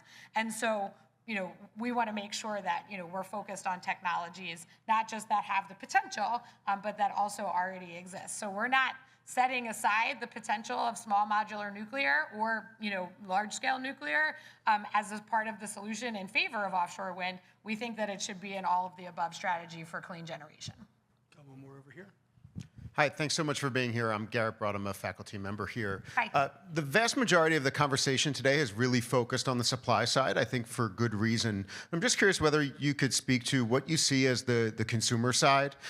There's sort of been a built-in assumption that consumer demand is just going to continue to increase in perpetuity. And I'm wondering how your organization thinks about that, what it's doing on the consumer behavior side, where you see opportunities to also influence consumer behavior in positive ways. Yeah, absolutely. Great question. And yeah, we definitely have, right? We know that the supply and demand delta is getting smaller. We've been focused on getting more supply, but I think we also need to be and have been focused on reducing demand, particularly peak demand, right? Because when we think about PJM and how they are accounting for our needs, they're looking at 5 to 15 hours potentially that are the hottest, most highest demand time of the entire year, and we need to, and importantly, we need to have all the electricity that we are going to use on the hottest days at the highest demand times. And I don't think anybody is arguing with that, because nobody wants their air conditioning to go out in July at 5 o'clock when they get home from work. But we do need to focus on demand reduction and peak demand reduction. And, we have some of our utilities are in the room right now. They've got energy efficiency programs through our triennium, the BPU's Triennium 2, where we are focused on energy efficiency. So we are doing things with the support of the BPU, like smart thermostats to help people be able to control their thermostat when they're not in the house, doing energy efficiency upgrades to ensure that we're not, basically leaking the electricity out of the house because it's poorly insulated. We have a great program that we partner with the utilities on called Comfort Partners, where we support low-income houses or households getting those energy efficiency upgrades so they're reducing their utility bills. Because at the end of the day, people don't, they care about their rates when they see their bill is high, but the consumers, ratepayers, want their bill to be low, right? So they want their bill to be low. So if we can make sure that they are, getting all of the available opportunities to keep their bill low, that's going to be a focus for us going forward. Great. Just take a couple more. Go ahead. Hi, my name is Ethan Cantor. I'm a PhD student here in the Department of Electrical and Computer Engineering. My question is, what can New Jersey's universities do to further these initiatives that they aren't doing already? So that's great. We actually have a higher education pilot program at the BPU to help higher education institutions like this one. I'm not sure if you're a grantee or not, so I would have to go back and look to see if Rowan is, to help higher education institutions plan for their own energy use, right? Because campuses like Rowan and Rutgers, where I went, are very large energy users. And so, oftentimes their buildings are older, and so they need to improve their building stock. And so we have that kind of planning program available. But also, we always need really smart energetic and dedicated people to work in government, particularly at the Board of Public Utilities. So I will make a plug that if you are interested in energy, I think there is no better place than the New Jersey Board of Public Utilities to work. Great. One more. Thank you. Hi, this morning I asked Tim Sullivan about this. So he said, ask you. I'm going to have to talk to him when I leave here. All right. So in the lawsuit, Governor Shapiro basically threatened to leave PJM. Yes. Right? And we got a cap reduction, so we're almost certainly going to hit the cap in this capacity auction coming up. And last summer, 21% rate increase down here in South Jersey. Hot summer. People were out of their minds. Now we get 17% on top of that, and would expect more down the road. And last year, we talk about supply over and over here today, only added 2-3 gigawatts to PJM. What's going to happen this year? What can we do? I know we've been talking a lot today about the next 3 years, 5 years. What can we do this year? How much will come online and add to the grid? And how serious or how even possible is Pennsylvania leaving PJM? Okay, so a couple, I'll try to answer that one first. So I don't live in Pennsylvania and I don't work in Pennsylvania state government, so I can't, I can't comment on whether Pennsylvania can or should leave PJM. Pennsylvania is a major exporting state when it comes to electricity. I think they export 80% of their electricity. So they certainly, from a reliability standpoint, it's probably a little easier for them to consider leaving PJM than maybe New Jersey. In terms of the market and the settlement, the PJM settlement that came out of Josh Shapiro's suit, I do want to commend PJM. They have made just some changes, and FERC has approved some of the changes to help bring resources online that are shovel-ready more quickly. That's going to be really important, even just for the next couple of years. They've also made some changes to how renewables are treated in the PJM market, and also some efficiencies around reliability that I think are really important. So I want to note, they're doing that, and FERC's direction and approval on some of those issues. But you are right. I mean, when I think about this every single day and every single night when I'm falling asleep, what I think about is what's going to happen in August when people get their bill, right? Because that is, and I was also here last year, so I know about the heat, I know about the high bills, and so that is what I am thinking about every single day is, what resources do we have that are available to people to help potentially offset some of the costs that we're going to see over the summer. That's a big one that I'm working with my team and other commissioners to try to figure out, with support from the governor, of course. Last year we did something called the Residential Energy Assistance Payment Initiative, where we provided for low income and income eligible customers, we provided a $175 bill credit to help offset some of those costs, which I think was really important, and it continues to be really important to try to do that. We also want to make sure that that residents who are income eligible are enrolled in programs that are available. So we have the state of New Jersey and even the federal programs. There's a significant amount of energy assistance and opportunity for income eligible residents. So we want to make sure that we're getting that message out to people so that they can get the energy assistance that they want. But I think, going back to the demand response and peak demand shaving, like energy efficiency really has to be front and center. We need to be making sure that those programs are getting to customers now so that when it comes July and August, that they are able to reduce their energy use. And we also need to be focused on conservation. And I think that's a really hard thing for some people to hear, but there is a major usage component when it comes to energy bills, right? If you use more, particularly in the summer, because rates change, you're going to pay more. And so we want to make sure that people are able to invest in those energy efficiency programs, conserve when they're able to do that, so that we are offsetting some of those cost increases. Great. Last question. Hi, Joe Delmar with Cogentrix Energy. So nuclear is a major contributor to generation in the state, but also natural gas is a major player. DEP, the New Jersey PAC rules, Under those rules, by 2035, 52 peakers are going to be forced offline by the emission rules. And we're all looking forward to the battery storage incentive program because a lot of us are looking to complement our existing peakers with battery storage. However, the challenge when we look at high electricity bills, it's only going to get worse if we decrease that supply that's out there. And there's caveats out there with well, if PJM requires you to stay online, it can be a reliability. Well, you look at down in Maryland, Brandon Shores going offline. It's even more increased cost because you have the reliability agreement. Now you're feeding into the capacity market. That's going to increase further. Is there a way to balance or even slow down? Hey, we all want to protect the environment, but as everyone's screaming about high electricity bills, it doesn't seem like the right thing to do to be eliminating an energy source. And the stuff that's in the queue, that solar, that wind, and that battery storage, there is no conventional thermal generation because generators like us, we really don't want to look to build because of the policies. We look at states. I testified in Pennsylvania last week. I kept getting put on the spot. What can we do to get you guys to build more, And that energy is just going to get, imported into New Jersey. So what can the state do to help balance that supply demand to help decrease costs? When again, we all want to do what's right by the environment, but looking at the tea leaves right now, it's becoming an increasingly significant problem as load growth is continuing. Yeah. So a couple of things. I'm gonna, and I'm not trying to, hide from the question.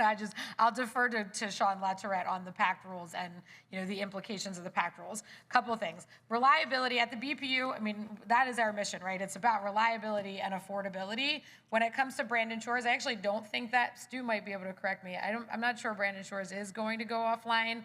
I think that there was an agreement made to ensure that plant can continue to operate because it was a reliability issue. But we're always going to make sure that we are focused first and foremost on reliability and affordability.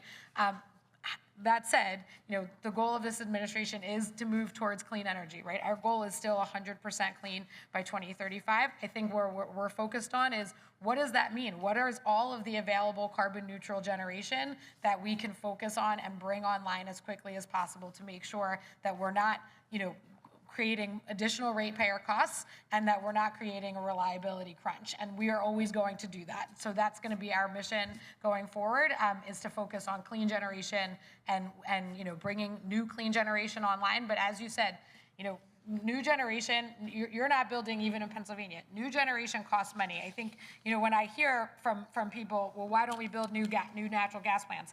There are no, as far as I'm aware, there are no natural gas generation companies knocking down our door to build new natural gas plants at their own cost, right? New generation is, so we're obviously deregulated, but no one is coming in and saying, we want to build a new natural gas plant, we're going to foot the entire bill to do that. Whatever the generation source is, even if it were new natural gas, it's going to cost money. It's going to come with a ratepayer cost. And so our focus needs to be on ensuring that we are both committed to our clean energy goals and that 100% by 2035 goal and keeping costs down as much as possible. Thank you. Thank you very, very much for taking all the questions. And once again for joining us. Thank you, everyone. Have a great day. Great conversation. Thanks, Mark. Thank you. You are great. Thank you so much. Yolanda?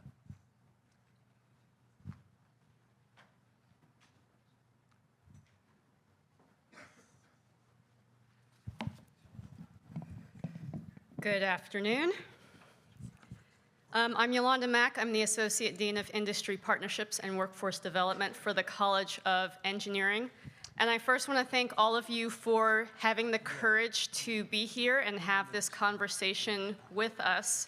There's nothing more that we can do to put forth a good plan for the state of New Jersey than to actually sit and have the conversation. So just a little bit about me. I'm from a military family. I was actually born just outside of McGuire Air Force Base, which is in South Jersey, Central Jersey.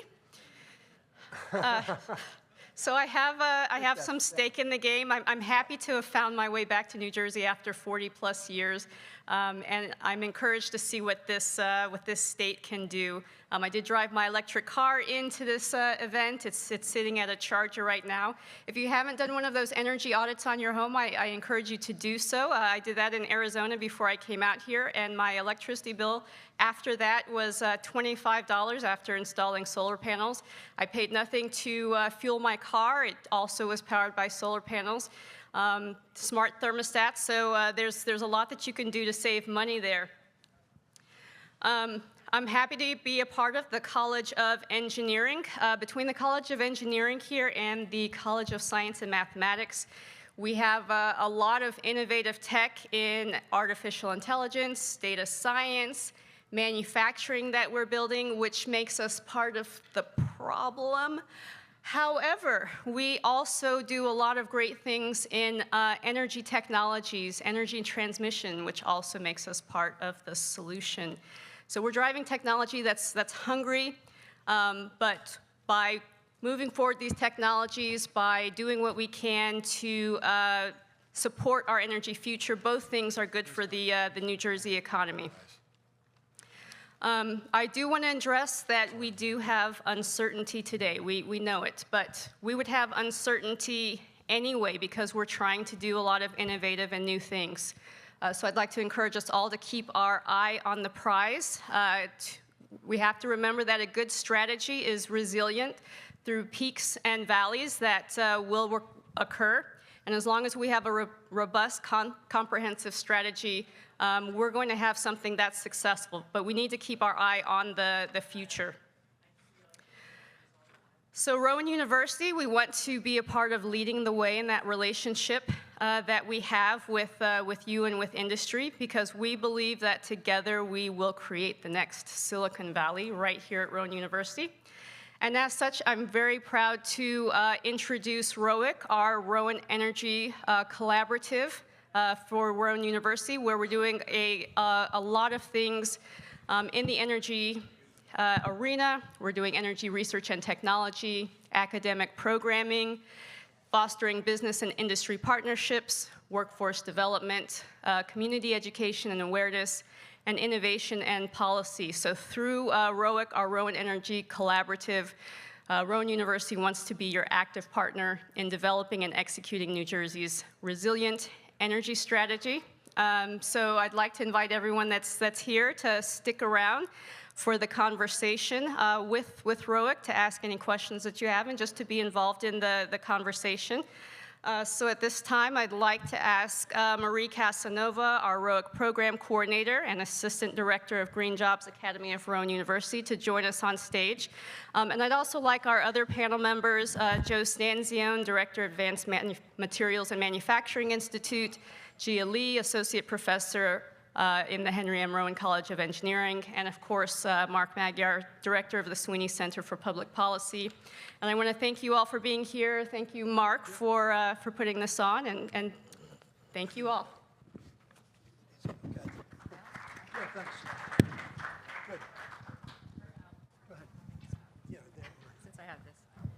Good afternoon. Thank you all for attending today and for staying after for this open, informal exchange on the Rowan Energy Collaborative, which we refer to as ROIC. But thank you especially for the work that all of you do. Energy makes everything possible, as we know, and each person in this room and the folks that had to leave before, we all play a different part, an important part, in powering our lives and our great state and our planet. I think it's safe to say that all of us in this room share the common overarching goal and vision to help ensure a secure, sustainable energy future. Secure and sustainable. Those words might not be the first words that come to our mind if we're asked how we're feeling these days. Given the changes, I heard the word turmoil, chaos, whiplash. I had written down turbulence. So just acknowledging that we're in the midst of significant challenges. But I've been inspired today and informed by our impressive speakers and the attendees, and at the various energy conferences that I've been able to attend in the last year and a half, being part of Rowan University. And that's what gives me the belief that we can get there together. We can get to a secure, sustainable, and cost-effective energy future. ROIC reflects Rowan's commitment to move collaboratively together in that direction. I was also inspired this past Monday evening when I attended in the same meeting area here, a lecture titled Our Fragile Moment from Dr. Michael Mann, distinguished climate scientist, author, researcher, and professor from University of Pennsylvania. Among many things, Dr. Mann talked about the impact of misinformation and disinformation, and the dangerous potential outcomes of being either in denial or being aware and feeling hopeless or feeling like you don't have agency, like you can't make a difference. He said both doom and denial can lead us down a path of disengagement. And Dr. Mann offered encouraging words for the students and the faculty that were at that meeting. He said, the antidote to doom is doing. He reinforced that we do have agency and there is time to make a positive impact.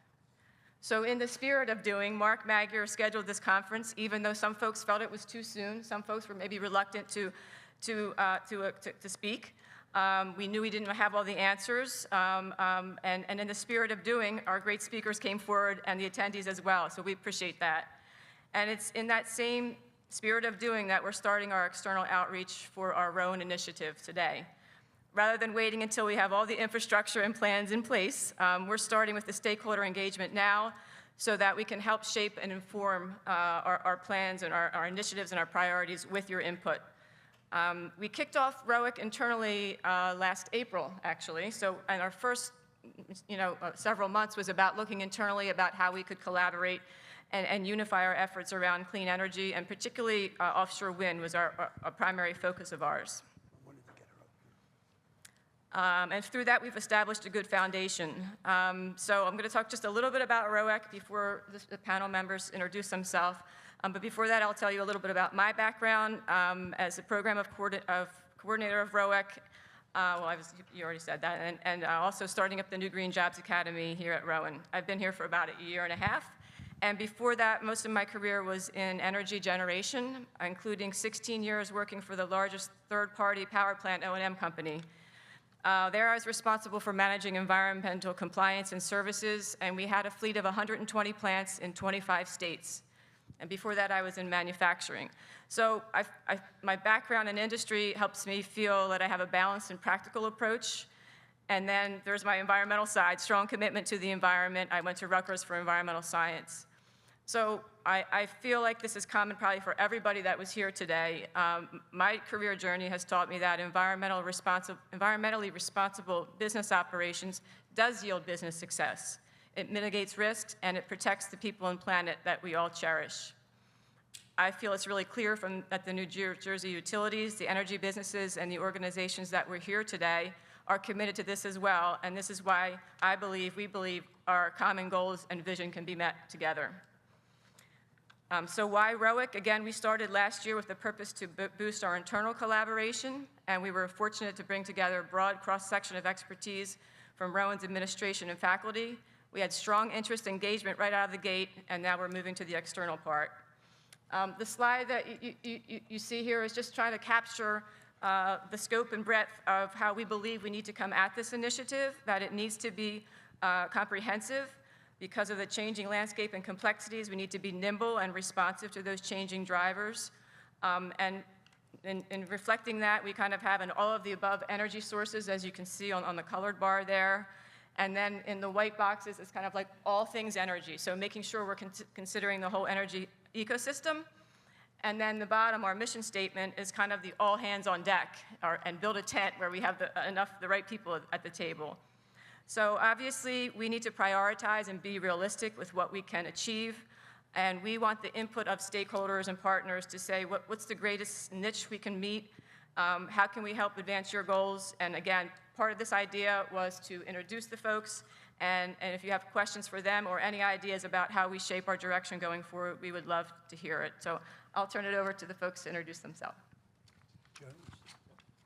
Is this on? Yes. Yeah. All right, good afternoon, everybody. Thanks for sticking around. And Marie, thanks for the great introduction. I'm Joe Stanzian, professor of chemical engineering, as well as the founding director of Rowan's Advanced Materials and Manufacturing Institute, or AMMI for short. AMMI was founded about 6 years ago, and we have 4 primary initiatives that drive a lot of the research that we do with our students. We have one in the area of advanced composites, another one in optics and photonics, one in green and clean energy, and the last one in sustainability. So yes, we do a lot of research in the area of materials and making sure that we can advance our knowledge of materials and the application of those materials for a wide variety of applications. And yes, we look at doing research in the area of manufacturing. Particularly, we're focused on a lot of convergent manufacturing, and it's with hopefully those technologies we reduce our energy consumption with those techniques.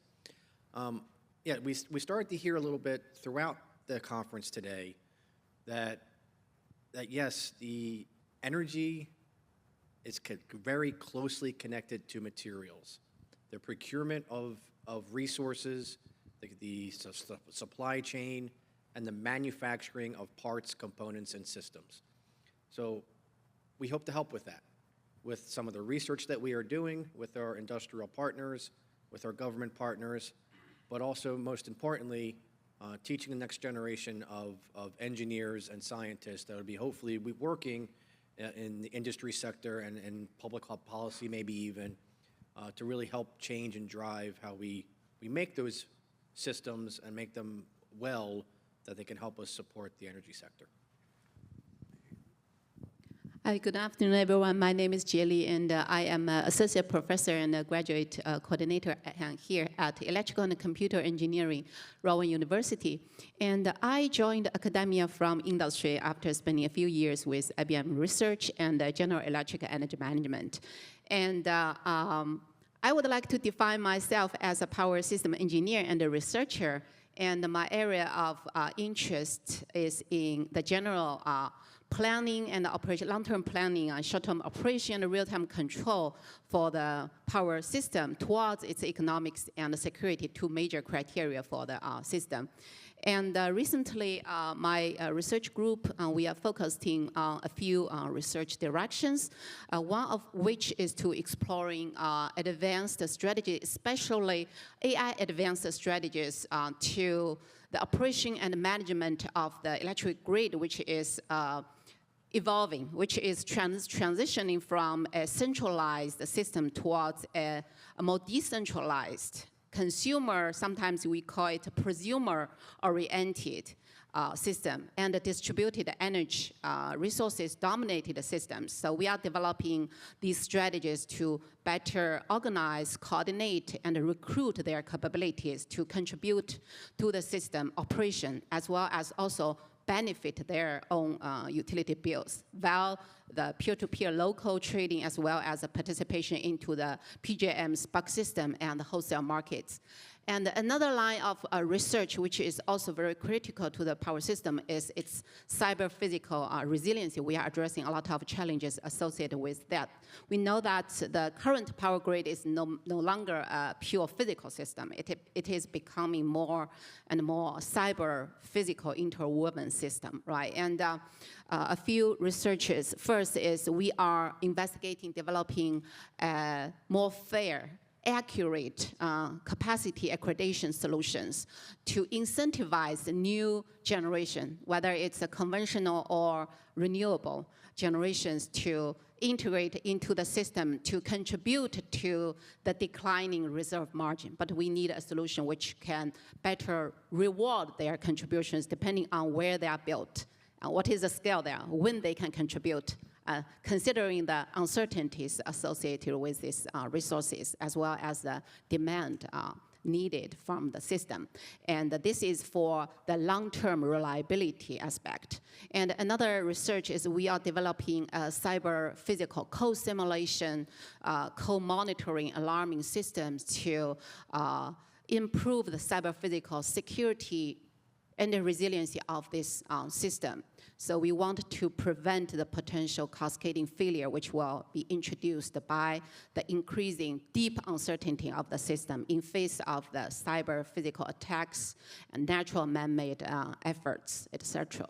And one last thing we are working on is we are exploring alternative solutions. For example, the hybrid renewable and hydrogen solutions as a alternative option to these storage solutions. It provides a long-term storage as well as alternative energy carrier, which could support to the real-time stability of the system. So this the general introduction about myself and my group's research focus, and we look forward to any potential collaboration with you all. Thank you very much. Hello again.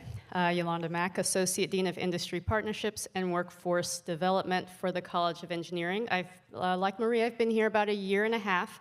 I also come from industry. I had a 16-year career with a defense contractor. And before that, my PhD focused on a lot of, rocket science, but also artificial intelligence and machine learning. And I took that through my entire career, including ways to optimize manufacturing practices. So everything that I have done has been very energy hungry. And rather than kind of folding that back, the question is, how can we support that? Because we understand that that drives the economy. And then how can we make sure that the energy needs are efficient, effective, and support our growth? Rowan University is committed to fostering strong partnerships with industry. It's one of the reasons that my position exists. One of the things that distinguishes us from maybe some other universities is our ability to really listen to the needs of industry. With our president, Ali Hushman, we are very much interested in what are the things that we can do. So not saying not saying no to things, but understanding what the needs are coming from industry, and then working together to understand how to attack those problems and put together a plan that's beneficial to everyone. So definitely, as we move forward, we want to foster and grow those interactions and to explore ways that we can work together. We're also committed to workforce development. So as we go through and develop these new technologies, we need the skill sets of the workforce to be able to support that. And so through the university, we are working on making sure that our students, as they go through their curriculum, that they're building skills that are a match for the future workforce coming in. We're also building programs that allow the workforce to come back into Rowan University and upskill and retrain and make individuals more marketable in the new technology environment. And we're also working with our partners at community colleges to see what we can do to grow the workforce. So happy to talk about anything that you would like to do. I think that we can just figure out a way to go and do that and kind of build this energy future together. I'm Mark Magyar. I'm the director of the Sweeney Center. And one of the things that's become apparent is that energy policy is going to be one of the most complex and important public policy issues going forward. And what we felt when we formed ROEC was that it was important to provide almost a one-stop shopping entry point to Rowan on various energy issues, whether it's other universities reaching out to partner on research grants, whether it's industry looking for specific training programs, whether at the university level, graduate level, or county college level. I mean, with our own college at South Jersey, which has been a part of this planning process all along. We just felt it was important to provide an integrated approach, and frankly, it's not only external, it's also important that we bring together all the various pieces of Rowan to be able to focus on like energy policy, R&D, and workforce development together. So if there are any questions, Mari has the mic. I want to introduce Arsai Mora-Lazaro, who is my graduate assistant. Yeah. All right. Hi, everybody. Joey Grentz, New Jersey Utilities Association. We spent a lot of today talking about the policy issues that are facing us, you know, in terms of the energy transition and resource adequacy. But of course, there's so much more. And I got to find out a little bit about that when we talked over lunch. But I'm curious what you guys find are the top level engineering challenges, technology challenges, workforce development challenges, maybe industry partnership challenges that are also facing this issue that we don't talk about as much before the first half of this day. And solutions also, if you want to. So I'll start.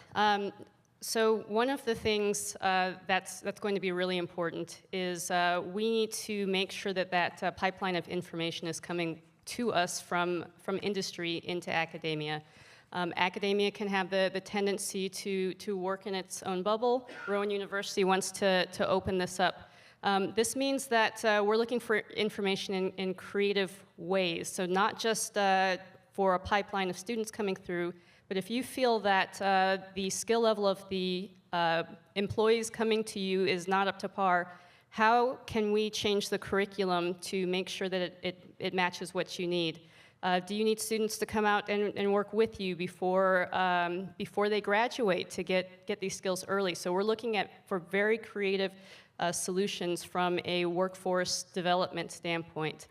The other piece that I think it's a challenge is just there's a general fear sometimes when we are exploring new things. Artificial intelligence is new and scary.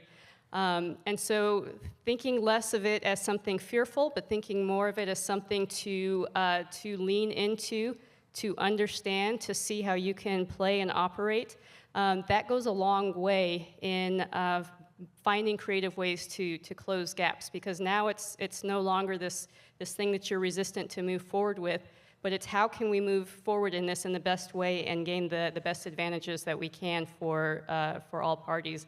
So those are kind of high-level things, and I'll leave it to Joe and Gia to talk more about kind of the technology needs that we have going forward. But I look forward to working them together. I think we've got a great team. Gia, this is Gia Lee's field, actually. So go ahead. Yeah. Okay, I will do first. Yeah. If it's about the biggest challenge, I find it's always a challenge is because this area is actual application area, right? And every problem we research, we study are related with the actual physical system. And we are always actively looking for collaboration with the industries.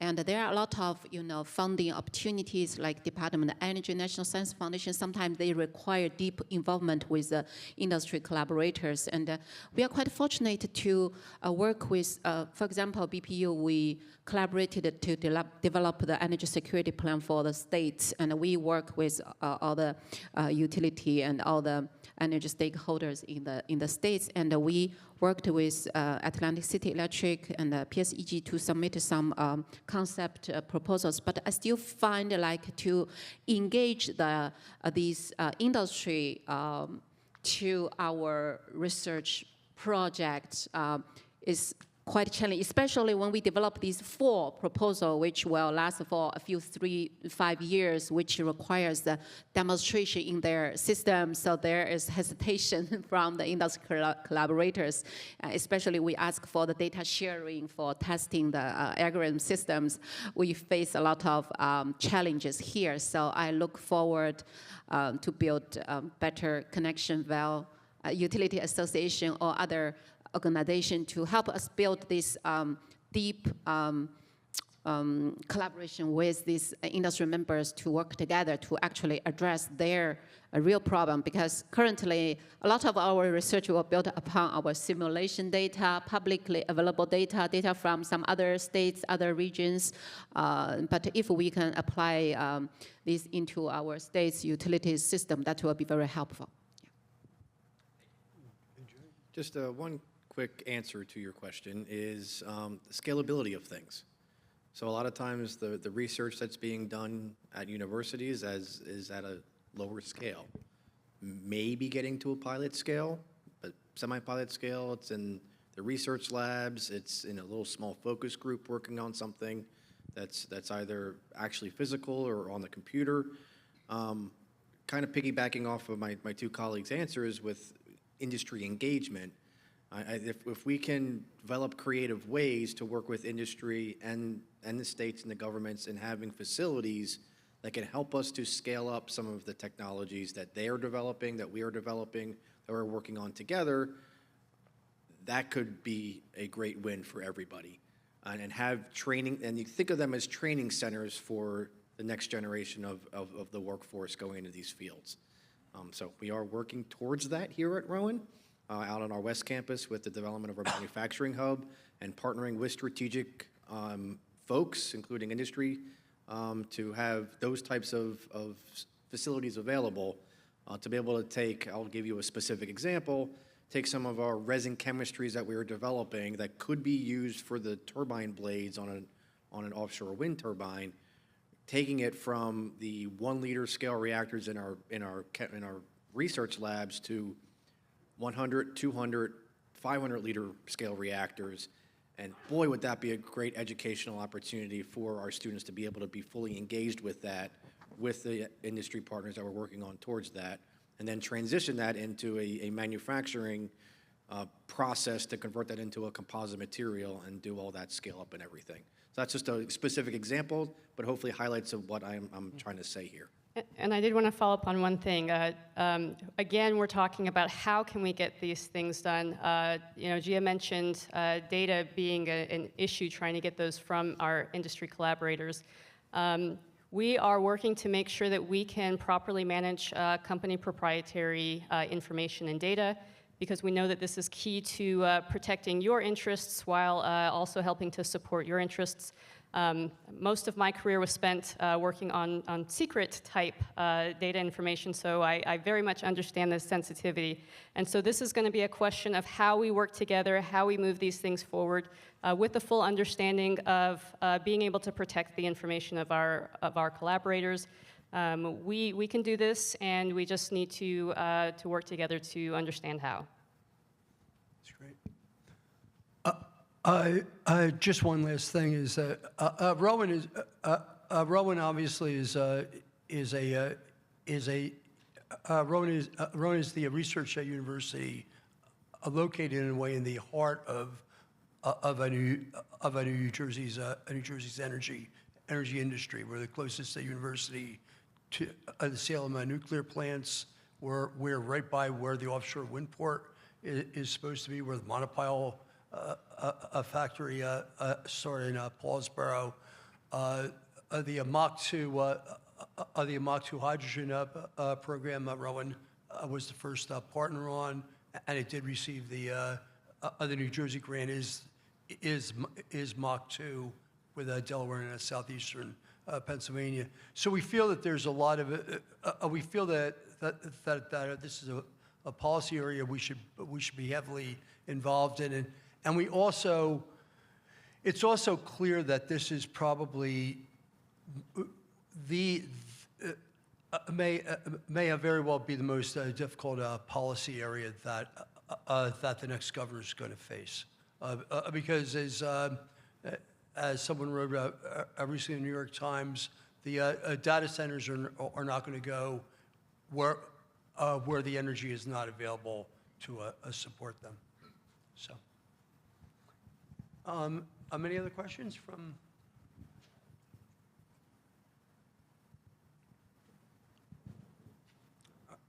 All right. Well, thank you very much. We will be here, and I'll be here to talk afterwards, and appreciate everyone attending today's conference. Thank you very much.